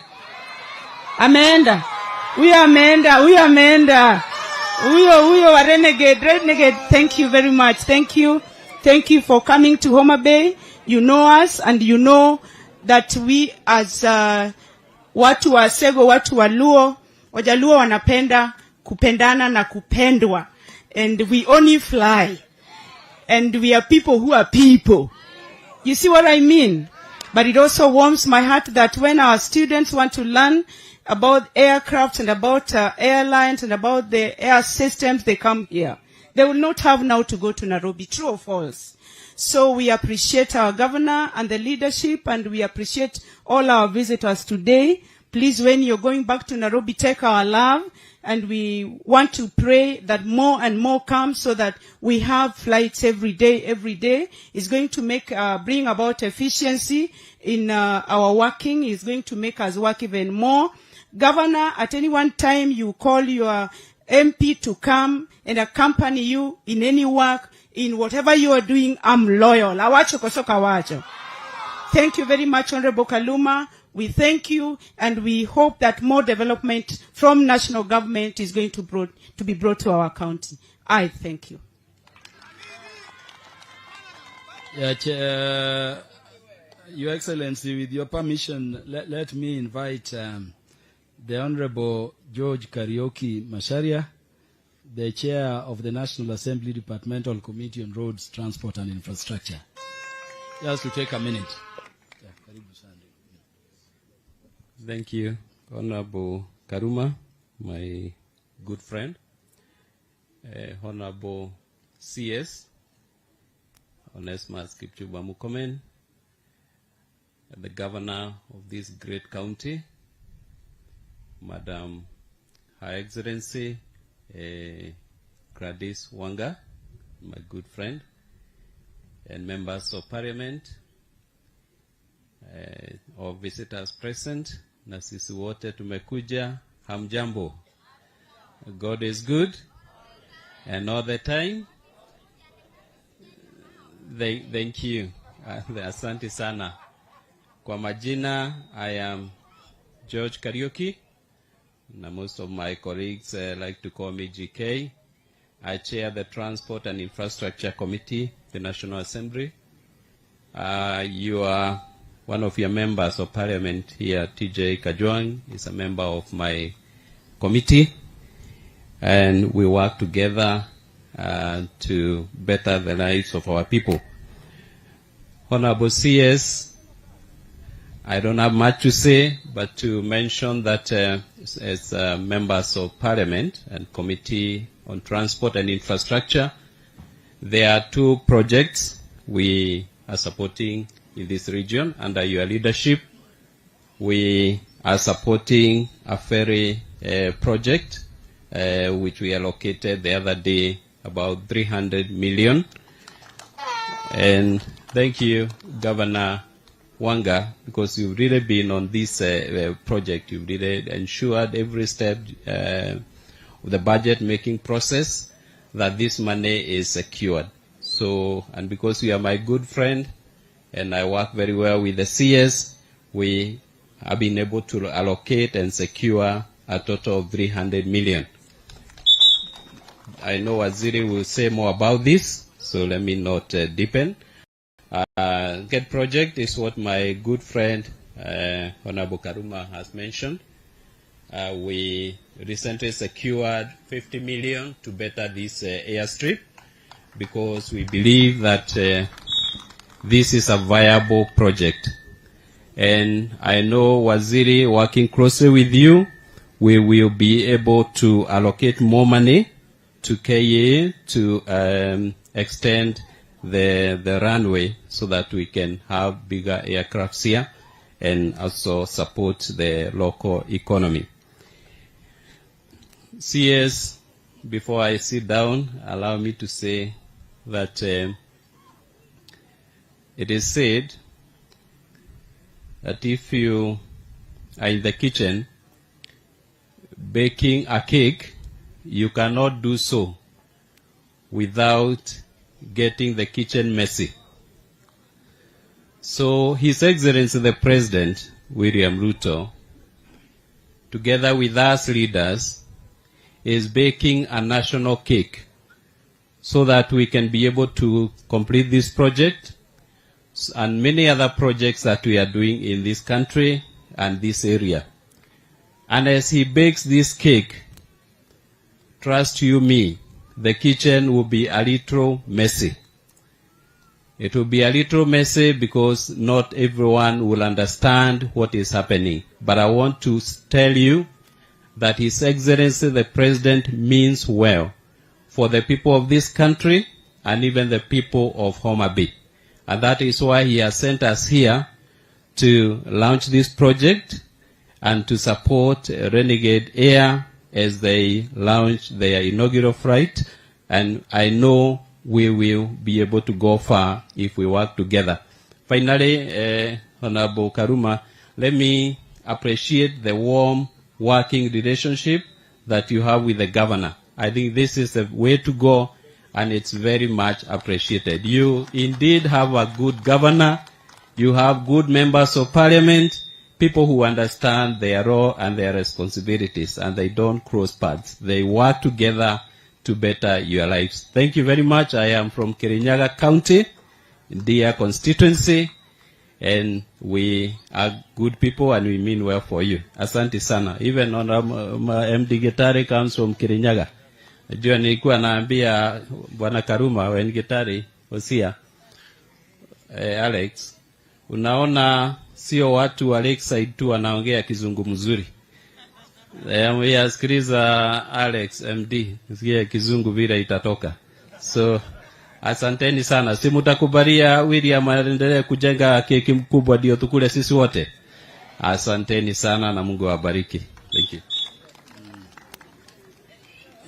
My brother Mashari has done very well, more so in the last part. If you would have not appreciated me well, I would have not given you the chance to speak when finance bill comes as your speaker. Yeah, so let me now invite the Deputy Governor to take over the protocol. Invite the Governor to invite the CS to speak to us.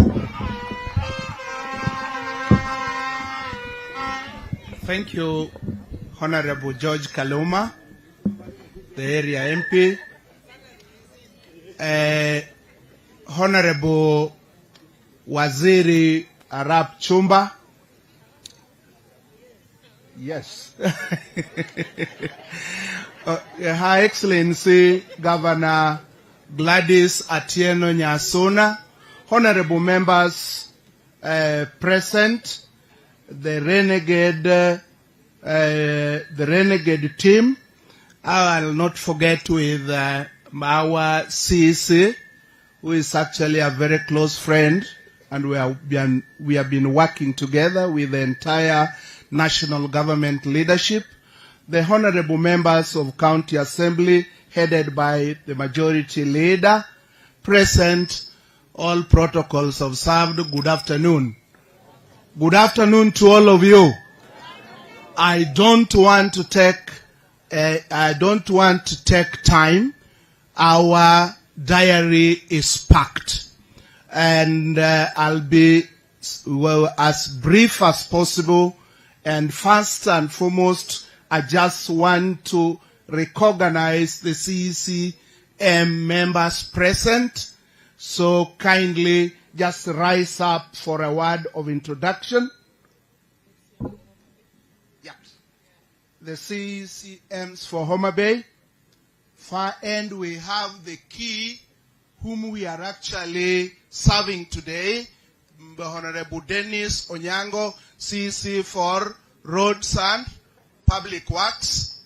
We have CC for Governance, Grace Mercy. Next to her is Dr. Alo Joas, CC for Water, CC Water, Environment, and everything. Thank you.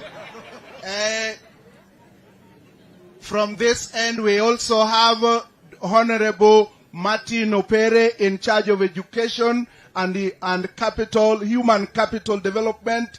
Next to him is Honorable Sarah Malet in charge of gender and sports and wamama na watoto.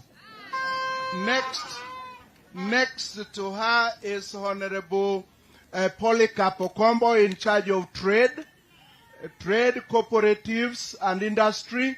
You can wave. Behind him is Honorable Roslyn in charge of health and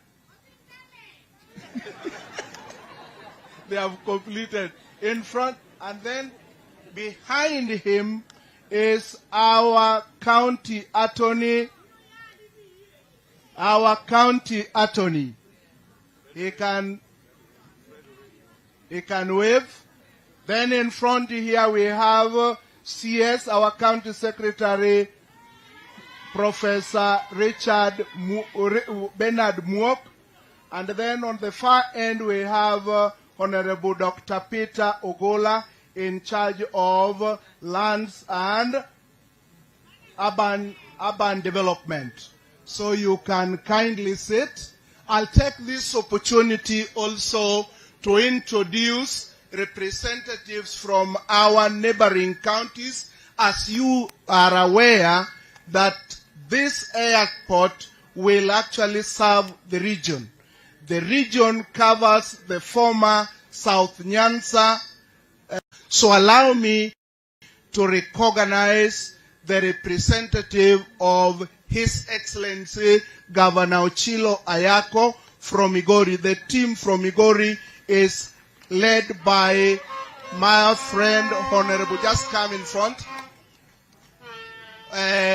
Honorable Maurice Otunga, in charge of finance. And we also have Honorable John Oringo, CCM Roads, Public Works and Transport is here. We also have Mr. Samuel Atola, Chief Officer, Roads, Public Works. So we also have our friends from Kisii. Kisii is actually our neighboring county, and this airport will be serving the Kisii. We have the CS, the county secretary representing His Excellency Governor Simba Arati, and he has a word just to commit that the Kisiis will be using this airport. So, thank you. Just a word. Just a word. Your Excellency, our CS, and all protocol observed. Honorable Simba Arati, Governor Kisii County, sent me here to pass his greetings. Mmepokea salamu za Mheshimiwa Arati. Mnajua anawapenda. Number 2 is just his commitment that Kisii County and the people of Kisii are ready to utilize this facility to ensure that this project is a success. Those are words from His Excellency Paul Simba Arati. Thank you so much. Thank you once again. Thank you. Thank you, Maurice Otunga. The Cabinet Secretary, Your Excellency, the Governor, we were sent by Dr. Ochilo Ayako, the Governor of Migori County. He was committed this morning, and so he asked us to come and represent him. And like Kisii County, we want to affirm that henceforth, starting today, we are stopping going to Kisumu for flights, and we will be flying to Nairobi, the Renegade flight. We will also ensure that we campaign for the air transport or company in the neighborhood so that it can become more reliable than it was in the past. With those few remarks, thank you so much. Thank you, CS. With your permission, I just want to say that we appreciate you for coming to Homa Bay for maybe the first time as the CS for transport to come and launch the operation of the Renegade. We do say that with the introduction of the Renegade flights to this region, will definitely open the operations within this region. And we are saying, we are committed that we will be using this airline to Nairobi and back to Homa Bay. And I'm sure that if we want to really appreciate the Renegade, let us fly the Renegade so that we partner as a team to support each other and ensure that we have the business thriving in this region. So with all the few remarks, I just want to take this opportunity to invite Her Excellency to commission the function. Thank you. Asante sana, Bwana Diji, Mheshimiwa Oyugi Magwanga uono chieng. Ber kosok ber. Tiacha kosok tiacha. Bwana Waziri, our Cabinet Secretary for Transport, Roads, Infrastructure, and my colleague and friend, Honorable Kipchumba Murkomen, our MPs who are here, led by our area MP, Okil George Peter Opondo Kaluma, Mheshimiwa Minrangwe, Honorable Dr. Lilian Gogo, kichwa moja, degree sasa ni 4 hapo ndani ya hiyo kichwa. Mheshimiwa Karoli Omondi of Suba South, the National Government Administration present, our guests from various counties representing their governors, protocol yote, our Renegade friends. I don't have much to say today. Bwana CS first, allow me to thank you. I thank you for taking your time off your busy schedule to come and join us in Homa Bay to bring this inaugural flight of Renegade Air. I also thank Renegade for agreeing to bring this flight back to Homa Bay. I thank KA for the preparations that you made to ensure that we come here today. People of Homa Bay have received this very, very well. Because as has been said, the journey from Kisumu is tedious. It's 2 hours to come and 2 hours to go. But apart from that, it's not just the journey, it's the kind of economic activity that this airport while working will spur. Kuanzia sasa, ndege ikifika hapa, we will have our taxi people here, waiting to carry people to Kisii, to Migori, into Homa Bay town and elsewhere. Apart from that, people will sleep in our hotels here in town, waiting to take the flight in the morning. Apart from that, when they land, they can also go and eat something as they go to wherever they're going. Apart from that, tourists who would have felt that Homa Bay is far can now come easily. So this is really going to spur economic activity here, and we do not take it for granted. We really, really are happy. I know that we have discussed with you the issue of the runway. I will leave it to you to speak to it. And the other issues that need to be addressed for the airport, I am happy that we have discussed and we have reached somewhere, and you will make that pronunciation. I want to thank the ministry because there are many projects that we are doing in collaboration with the national government. The Paya of Homa Bay, the Paya of Kindu Bay, the Paya in Bita and Sena. Those are projects that are on course to be able to be done under the Kenya Ports Authority. Chairman of the Committee of Transport in the National Assembly has spoken to the issue of the ferry.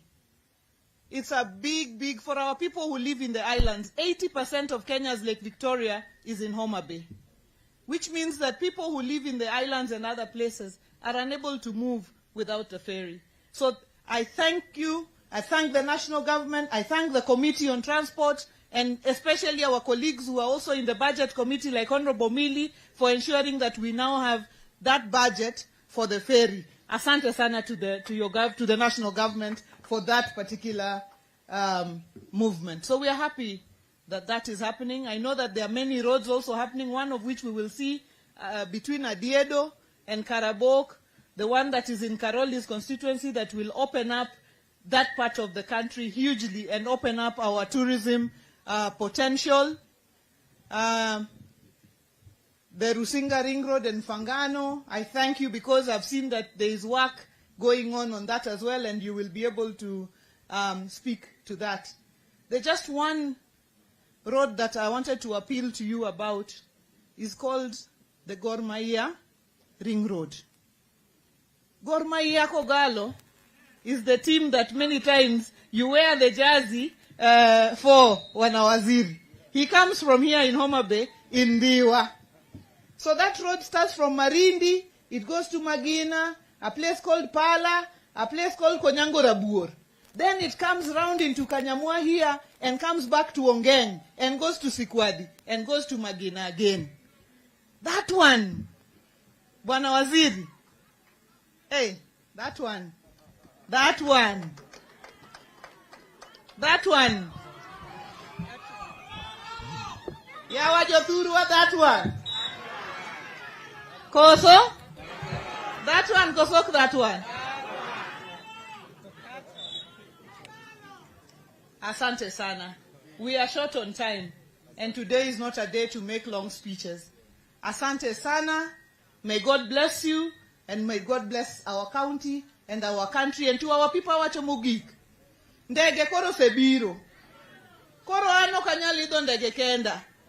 Une manya kuidh ndege. Ndege ka koro webiro ka. To koro wach joma nonego idh ndege to koidho. Bwana CS, here in Homa Bay, CS our county secretary, sisi wote tunasafiri na hii Renegade. Tusiende tena mahali ingine. Tunasafiri wapi? Renegade. Hiyo tu na tunaendelea. Asante sana, and let me take this opportunity to welcome you, Bwana Waziri, to make your remarks. Asante sana. Thank you very much. Please be seated. Thank you very, very, very much, my friend, Honorable Gladys Atieno Wanga, the Governor of Homa Bay County. As you may know, Gladys is of my generation, and formerly student leaders together. But one thing we share together, we are former CU leaders. Yeah. Her in Kenyatta and myself in Nairobi, and very much respected in the focus circles and the Christian Union. So I'm very happy to be here.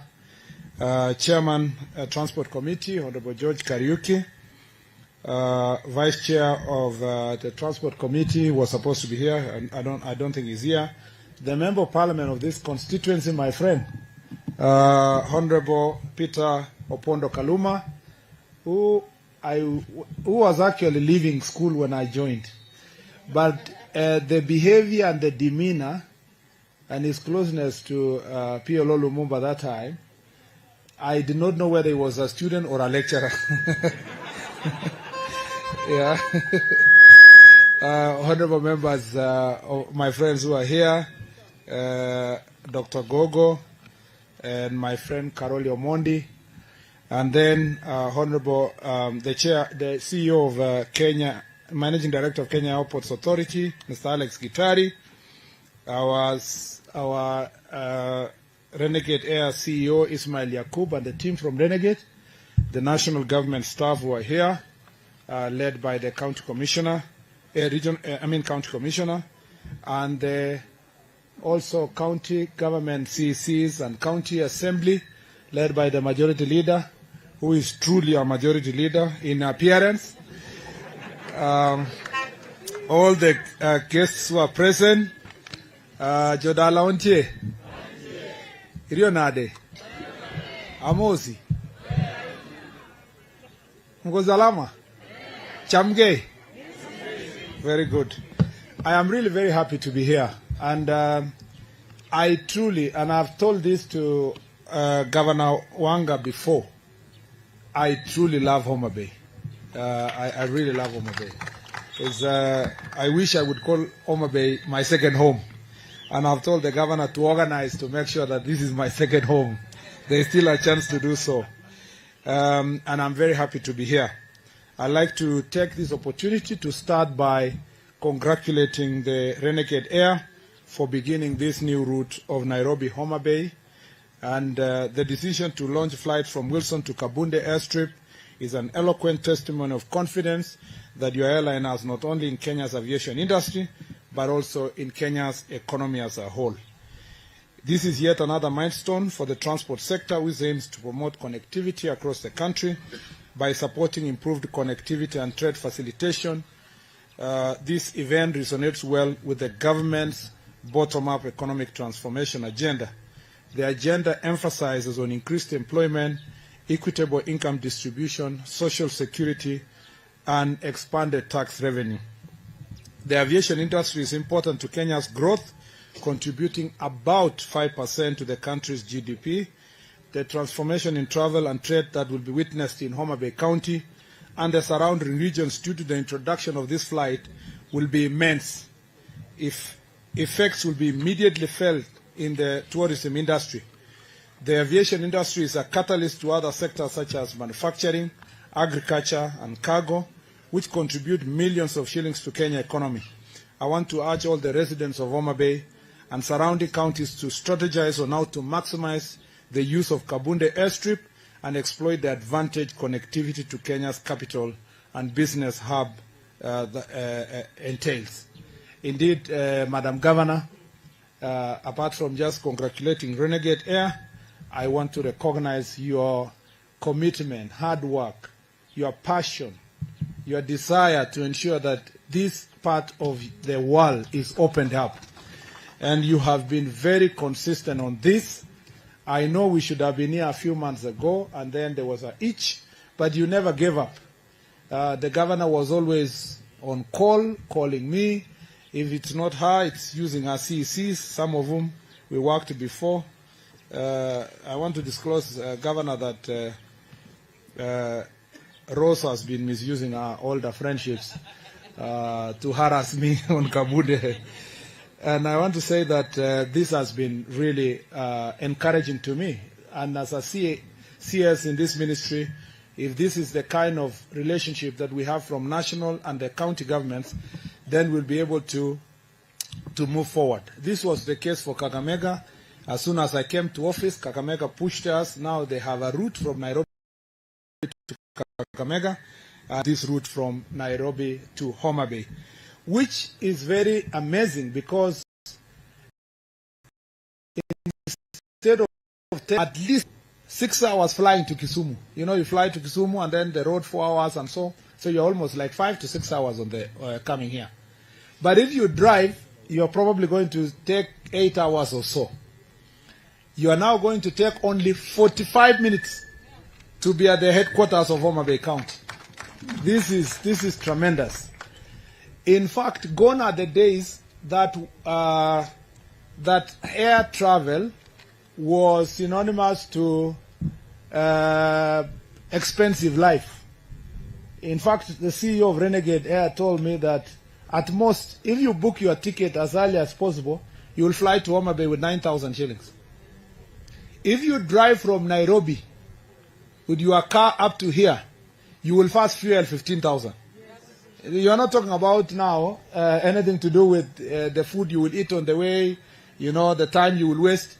To calculate driving coming by road to here, it will take you a long period of time if you come with your car. But if you fly, you only pay 9,000 and you are here in Homa Bay. So this is amazing. This is, apart from just saving resources for people, it's also going to be able to shorten time, and you save a lot of time. And money is a lot of time. And therefore, your governor has done exceptionally well. My friends who are the MPs here, particularly Peter Kaluma, who we used to play football together, thank you very much. I am surprised, actually. Not very many counties where the MPs work well with the governor. So I'm still doing research whether it is the governor who is good or you are the one who is good. But I will conclude that all of you are good. Yeah, I am happy that you transited your friendships from Bunge to supporting the governor when she came here. And this is the only way we can be able to realize greater development. And I thank you, Governor, for being accommodative to divergent views and leaders, because then this is how we are going to build our county. Thank you, Peter, for pushing us. I will forgive you for the goals you allowed Tanzania to score us in Arusha as our right wing defender, because we have been good friends. Yeah. We don't want to disclose it was how many goals, but as your captain, I think we did very well. The aviation industry is important to Kenya's growth, to contributing about 5% to the country's GDP. The transformation in travel and trade that will be witnessed in Homa Bay, as I said, is going to be tremendous. I wish to reiterate the government's commitment to improving aviation infrastructure in Kenya. The recently concluded infrastructure upgrade of Jomo Kenyatta International Airport, Moi International Airport in Mombasa, the completed works of Migori, Kakamega, Kitale airstrips, the ongoing works in Manda, Lamu, Wajir, Nanyuki, Lanet, and other airstrips attest to this commitment. Other major works are planned for Diani, Malindi airports, and terminals in Kitale and Migori airstrips. At Kabunde here, we are undertaking the following.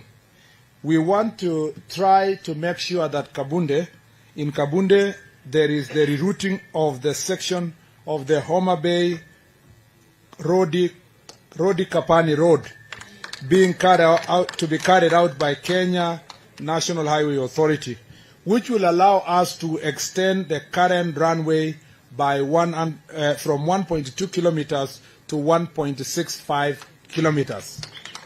For those of us to understand what's happening here, if you see the road, you can see from there, we need a longer runway so that then bigger planes can come here and becomes truly international. And to do so, we all have to agree as a local community here, working with us, and I'm ready to work out, to look for the resources so that we can move the road away from here to give us room to extend the runway to where the road is. So that is immediately, I have instructed Kenya to work on the designs immediately, and I urge you to support us as local community to have the space and the land to do so. When we landed, and I don't know, CEO is here, when we landed, I thought it was a bit a more rough landing. I want to come next time a bit smooth. So we want the runway to be longer, and we need to do it faster because it's something about safety. So I think we need to ensure that that is done. That, of course, goes with the rehabilitation and the extension of the runway, which will involve an extension of the 450 meters to the 1.65, and the runway width from 23 meters to 30 meters to accommodate larger aircraft with higher payloads. This will also include a new apron, and a two in Kakamega are waived for now. We are doing the same, instructed KAA to make sure that the landing and parking charges in Kabunde Airstrip are waived to encourage more aeroplanes to fly, to come here, so that we can be able to accommodate a greater traffic. Where the construction of a passenger terminal building and office block which will also involve the construction of permanent passenger terminal building offices, car park, electrical and mechanical works. Our priority as a ministry is to ensure that there is optimal investment in the country's transport system to maintain Kenya's prized position as a hub for the East and Central Africa region. This will definitely lead to reduction in transport costs and open up new frontiers for economic development. As a matter of fact, my friend Governor, we want to build a new terminal in Nairobi in JKIA, and to do so we want to use a PPP model, and the resources we are going to raise from the PPP model will help us to make sure that we develop inland, and Kabunde will be one of the beneficiaries of extended development in this area. And I want to add here, Governor, that already as a ministry, as soon as I came to office, the President instructed us to look at all the taxes that are affecting the aviation sector. And these taxes include VAT on spare parts, VATs on aircraft imports, VAT on some other charges related to the air sector. I want to confirm, and Honorable Kaluma, you will confirm that in the current budget, we have proposed a reduction and removal of some of the taxes on the air transport. And so the budget that is in Parliament and the bill that you had as finance bill that is being debated, that bill has benefits in the air sector, and I urge my friends who are in Parliament to make sure they safeguard those provisions to ensure that we spur our air transport to make sure that there is a greater growth. And let me just veer off from the subject that we came to do here to confirm also that, thank you very much, to confirm also that as a ministry, I am also in charge of the roads. And when the President came here recently, he made certain pronouncements concerning a number of roads in this county. I want to confirm, Madam Governor, I know you are pushing me to put it on record so that you can use it to judge me in future. I am going to confirm now here that the road that is Kodel, Alara, Apala, and Kanyadiong Road, which is 67 kilometers, is 35% complete. We are working on paying the contractor so that they'll be on site in the next 1 month. The road of Mbita, Sindo, Kiabuya Road, which is 74 kilometers, is only 7% complete. The contractor, I have already had a conversation with the contractor. In the next 5 days, they should be able to come on site. And the road we are going to see now, which is Number Karabok, Adiedo Road, which is 18 kilometers, is the same contractor with the other road, and he should be able to come here within the next 7 days. Madam Governor, also, I know you people are aware about the Nyabura Junction Road, Boke to Rangwe, which the MP here has been harassing me.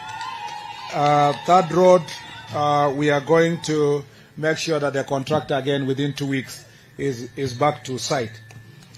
I know that it is dear to you that Marindi, Magina, Pala Road. Yeah? I know why the governor had to say this. Is because he knows I am a supporter number one of Gor Mahia. Yeah? Yeah, Kogalo, I can see our team is here. And I have been a supporter of Gor Mahia for the last, since I was, that is 1997 up to now. And it is known, it is, so if it takes me to make sure that we permanently ensure that the Gor Mahia Road, yeah, is gonna be remembered as a well-tarmacked road, I want to assure you, Governor, I have already instructed the carer to start the designs for that road. You all know the challenges we have, but I will do everything humanly possible.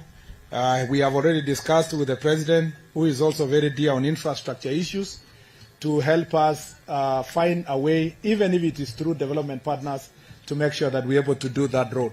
And we should start step by step so that in the next 5 years or so, we should have completed that road to become a complete road. The other roads we are undertaking here, my friend has talked about the Homa Bay town roads, Peter. The one you requested, plus the ones that are ongoing, which is about 7.11 kilometers, I will ensure that those are completed also in this area. We know contractor had not been paid.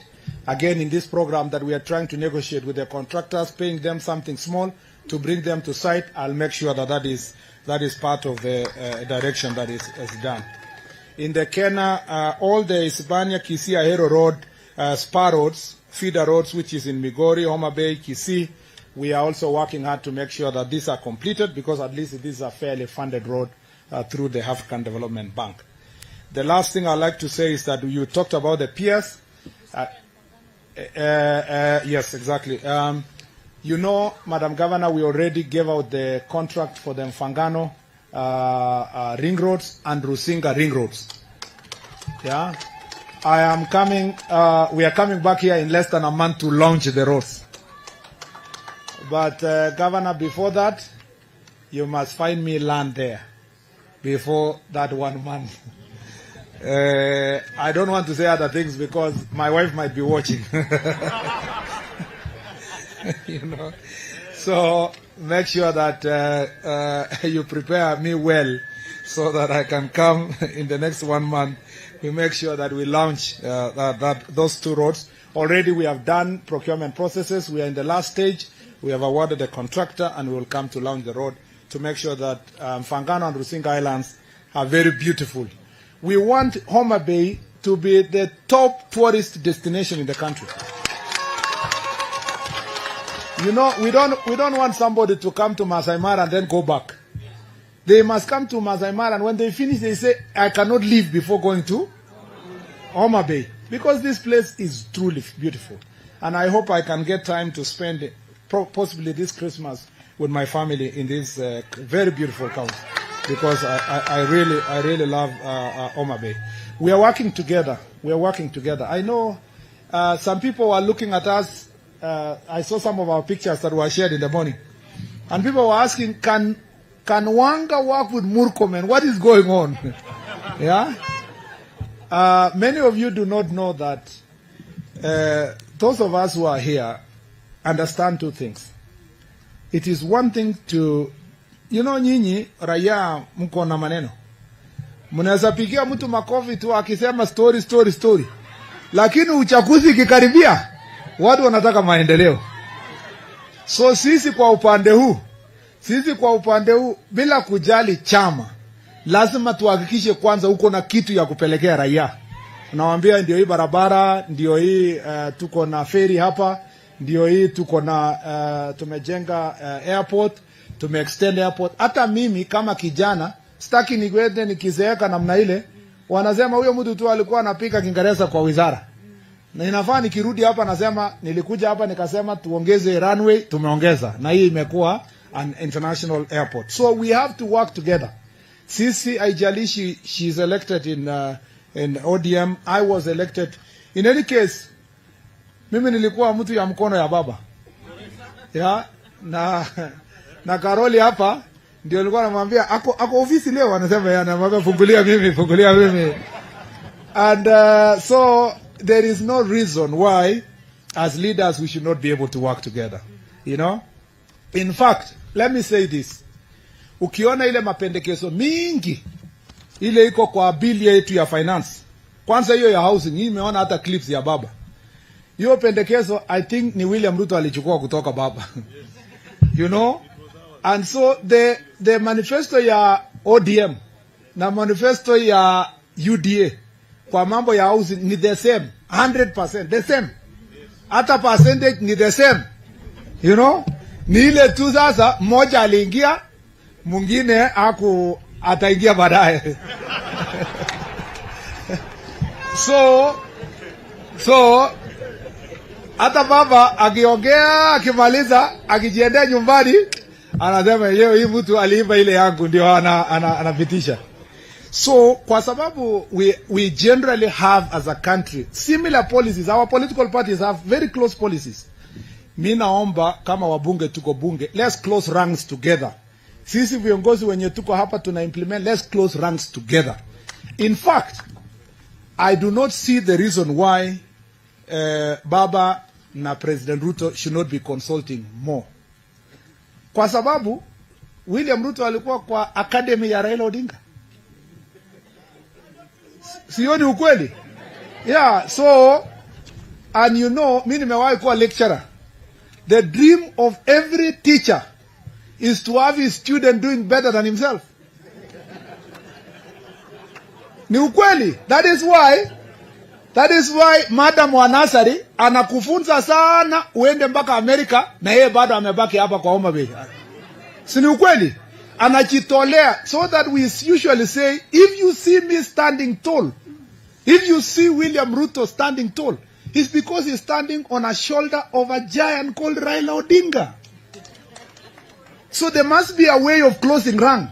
And I think because Baba has done so well in many of us, including me and others, he should, I'm sure, akienda hata nyumba yake kaa wanasema ile ni kijana yangu, nilimfunza, ameshika laini, huyu William Ruto alikuwa ananizunguka mtu ya mkono yangu, amefika mahali. Kidogo tu ni vile hii policy nyinyi mnasukuma sisi kama wananchi kidogo, otherwise tungekuwa tumekubaliana kitambo. So I think we should find a way of closing ranks together. Kwa sababu, let me tell you guys, kwa sababu sisi tunakaa kwa cabinet, nchi yetu iko na challenges. Tumetokea njaa.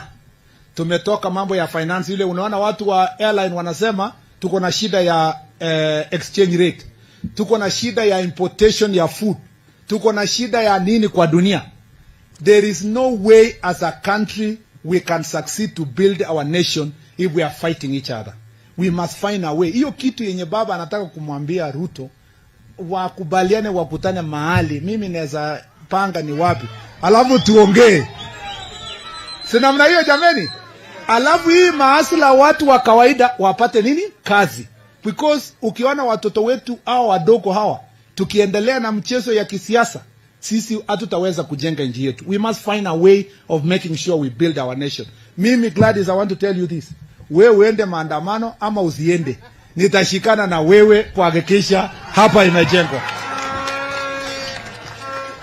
Mumekubali namna hiyo? Mimi siwezi kuwacha kazi yangu ati niseme kwa sababu fulani niliona alikuwa na nini barabara nini, ati nisifanye maendeleo Homa Bay. Na kesho nikiulizwa maswali nitajibu nini? Mimi nitahakikisha kwamba katika wizara hii Rais William Ruto na serikali yake haijaibishwa, na mimi pia kama kijana nimejenga jina kidogo kuonekana kwamba nimetia bidii Homa Bay iweze ikasonga mbele. Si namna hiyo? Nawapenda sana watu wa Homa Bay. Nawapenda sana. Nawapenda sana. Hata naenda tu na nirudi haraka. Na next time niambie nisikujange na tai. Unajua hapa sio mahali ya kuja na tai. Unakuja na kala kama ule jamaa alikuwa hapa, una relax. Kwa hapa kwa sababu ni mahali inasema ni Homa Bay Dala. Si namna hiyo? Mungu awabariki, asanteni sana. Right. Asante sana. All right. Asante sana. Ladies and gentlemen, it's been amazing. It's been amazing right here from Kabunde Airstrip. As you can see, this has been the day for it's been a big day for the newest and the best airline we have in the country right now. That is Renegade Air. We have done the launch. The launch has been officiated by the Cabinet Secretary for Transport, Honorable Kipchumba Murkomen, and the Homa Bay County Governor, Honorable Gladys Wanga, alongside other dignitaries and the team from the Renegade Air, from the CEO and other dignitaries who have made sure that this was a big day. And of course, as we wind up, I just want to tell you that all has been great.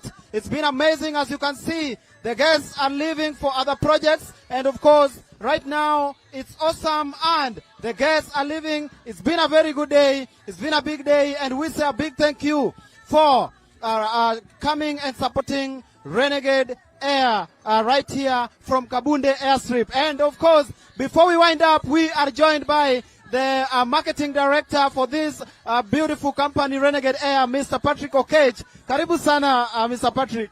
Asante sana, Simi. Yes. How has the day been from your side? It was a lovely day. Yes. And we really appreciate that it has really gone successful. Yes. From your experience, since you touched down, you came with the entourage from Nairobi, the governor and the cabinet secretary for transport. You came and found the reception. How can you define the reception so far? I can see the reception was overwhelming. Yes. And with the kind of the reception, it was overwhelming. So we anticipate to get the numbers from this kind of clients who came to this event. Yes. And if you look at the plan that Renegade has, we've talked with various staffs from the equality director to the manager from this side, the station manager. What can you promise the future clients and the future customers who are going to experience these flights from this airstrip? So what I will promise our clients that if they support this journey by booking the flights, we'll be able to add more frequency, maybe 2 frequencies in the course of the week, and eventually be able to roll out the daily flights on a daily basis, depending with their support. If they don't support, it will be very hard for us to operate this route. So we really look forward for their support. Yes. And we've also seen other our dignitaries and our friends from the neighboring counties coming to support this particular launch. And that means that in the near future, it might be a very good place for them to fly from, being that this is now the airstrip we have in the entire southern Nyanza. Suppose that the numbers require more and extensive measures. Is Renegade Air ready to make sure and adjust that they accommodate every person who will be requiring these services? Yes, Renegade has got capacity with the type of the aircraft that we have, with the number of the fleets. If the demand is high, we'll be able to add more aircraft. So the more the numbers, the better for the people. Then we can even reduce 2 flights morning and the afternoon flights. Yes. And we've also seen the county government of Homa Bay who have embraced this idea and were partners to make sure that it happened. How can you define the engagement that they have given Renegade, and also the environment, how they have treated Renegade Air coming to Kisumu, to Homa Bay County? With the county government, we can say that with the county government, we can see they have given us more support. You can even testify with the kind of the welcoming and also ensuring that their staff, whenever they are flying to Nairobi in the days that we fly, they will only have to fly on the Renegade Airlines. So this is a good indication that we're able to work together. Besides that, the Homa Bay County, we're also impressed that we also have other representatives from the Kisii, Nyamira County.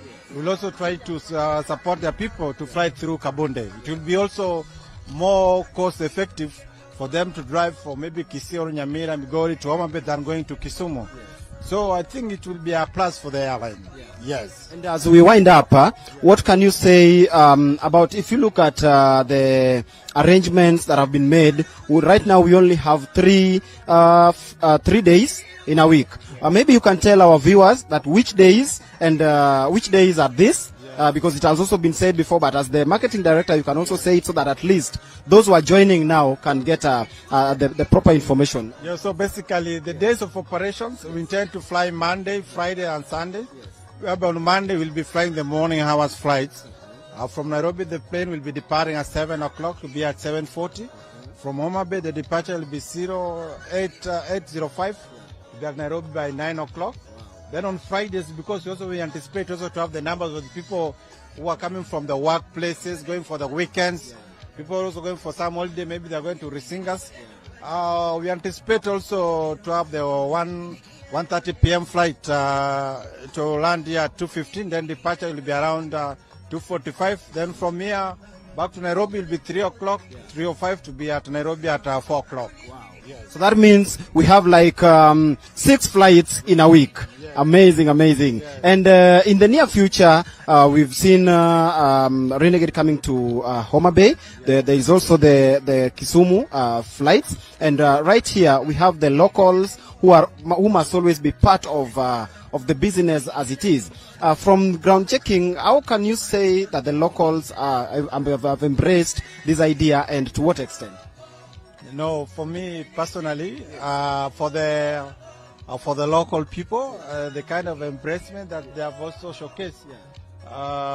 This is just to tell you, maybe pray for this launch of the flights. We have been getting so many calls from the people who want to fly from Homa Bay, and from the town. You can know these are the people from the locals, because they anticipate that maybe if they cannot fly if they don't have a passport.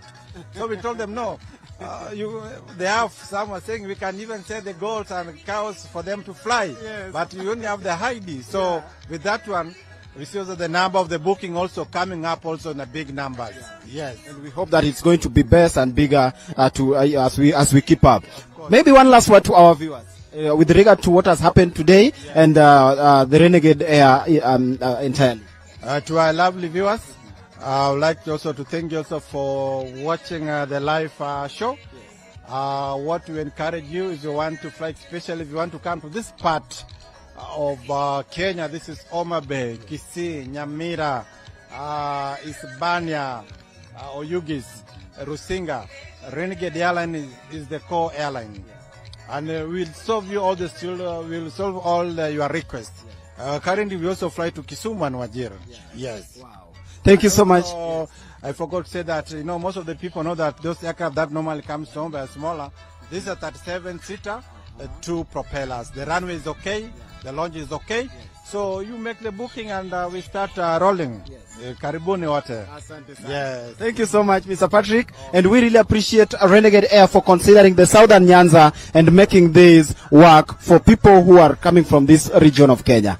Thank you so much. Asante sana. And to our viewers, thank you so much. It's been a beautiful event. It's been great launching this Renegade Air from at Kabunde Airstrip. As you can see, as my cameraman, just as you can show the Kabunde Airstrip behind me, so that we can tell you that we have been live from Homa Bay County, and we urge you to do your bookings because the Renegade Air flights from Homa Bay County are now fully operational, and you can get them on the official Facebook page of Renegade Air, Instagram, Fly Renegade Air, and of course through the link that is www.flyrenegadeair.com. Click there, do your bookings, do your reservations so that you can fly each and every time that these flights are slated to operate from Homa Bay. My name is Simi Kenya. Until next time, let's keep share with everyone and make it big, because Renegade Air, here we are different. Thank you so much. May God bless you. Yes, karibuni sana, karibuni sana. Yes, before you wind up, karibuni sana. Out days, tour and travel. Karibuni. Maybe you can just do a simple introduction. My name is Christina Henda from Outdays Tours and Travel Limited. Wow. You? And my name is Grace Ogwa, Outdays Tours and Travel. Yes. You've seen what has happened today. What is your general review of what have happened today? First of all, I want to congratulate Renegade Air for this. It's a very big step, bold step that you've taken. And as Outdays, we will keep on supporting you. And we assure you that we'll give you lots and lots of support, as we have always done. And congratulations, and God bless you so much. Fantastic. We are so happy about Renegade. We serve them a lot, and this milestone is a great achievement. So that's why we are here to witness the great occasion. And to me, it's a great move because it's going to create employment opportunities. Tourism is going to grow, and the development is what we want, even for the young youth. Yes. And, you have seen actually the events that have been happening today. What can you urge to our viewers who are maybe anticipating to experience what has been launched today? I want to. First of all, I want to mobilize them to fly the Renegade Air. It's the best airline. I've flown it so far, and I guarantee you safety first, and you'll enjoy it. And they offer refreshments. Wow. Yeah, have you enjoyed that before? I have, and I've loved it so much. Yes. So apparently, it's the only airline that is offering refreshments. Yes. And so I'm just urging you to try it, and you won't regret it. Yes. Yes. Just as CS mentioned a while ago, people tend to think air travel is very expensive, but he gave an example that it's not that very expensive. So it's good even for the youth who are coming over to explore and even to attend such occasions to enable them to see how it goes and even get the opportunity to travel by air. Yes. Wow. Thank you so much, and we will be happy to always have you on board and experience Outdays Tours and Travel every time we are in Kisumu. Asante sana. Of course, ladies and gentlemen, thank you so much. It's been amazing, and we are very happy to the people of Homa Bay, to the residents of Homa Bay, to the administration of Homa Bay, and to the county government of Homa Bay, to the national government that has been represented by the CS, Honorable Kipchumba Murkomen, and to the entire Renegade Air fraternity. From Kabunde Airstrip, ladies and gentlemen, Renegade Air launching its first flight and the operations. My name is Simi Kenya. May God bless you, and to our production team and everybody who has made sure that this happened. God bless you. Until next time, keep flying Renegade Air, because at Renegade Air, we are different. May God bless you. Bye-bye.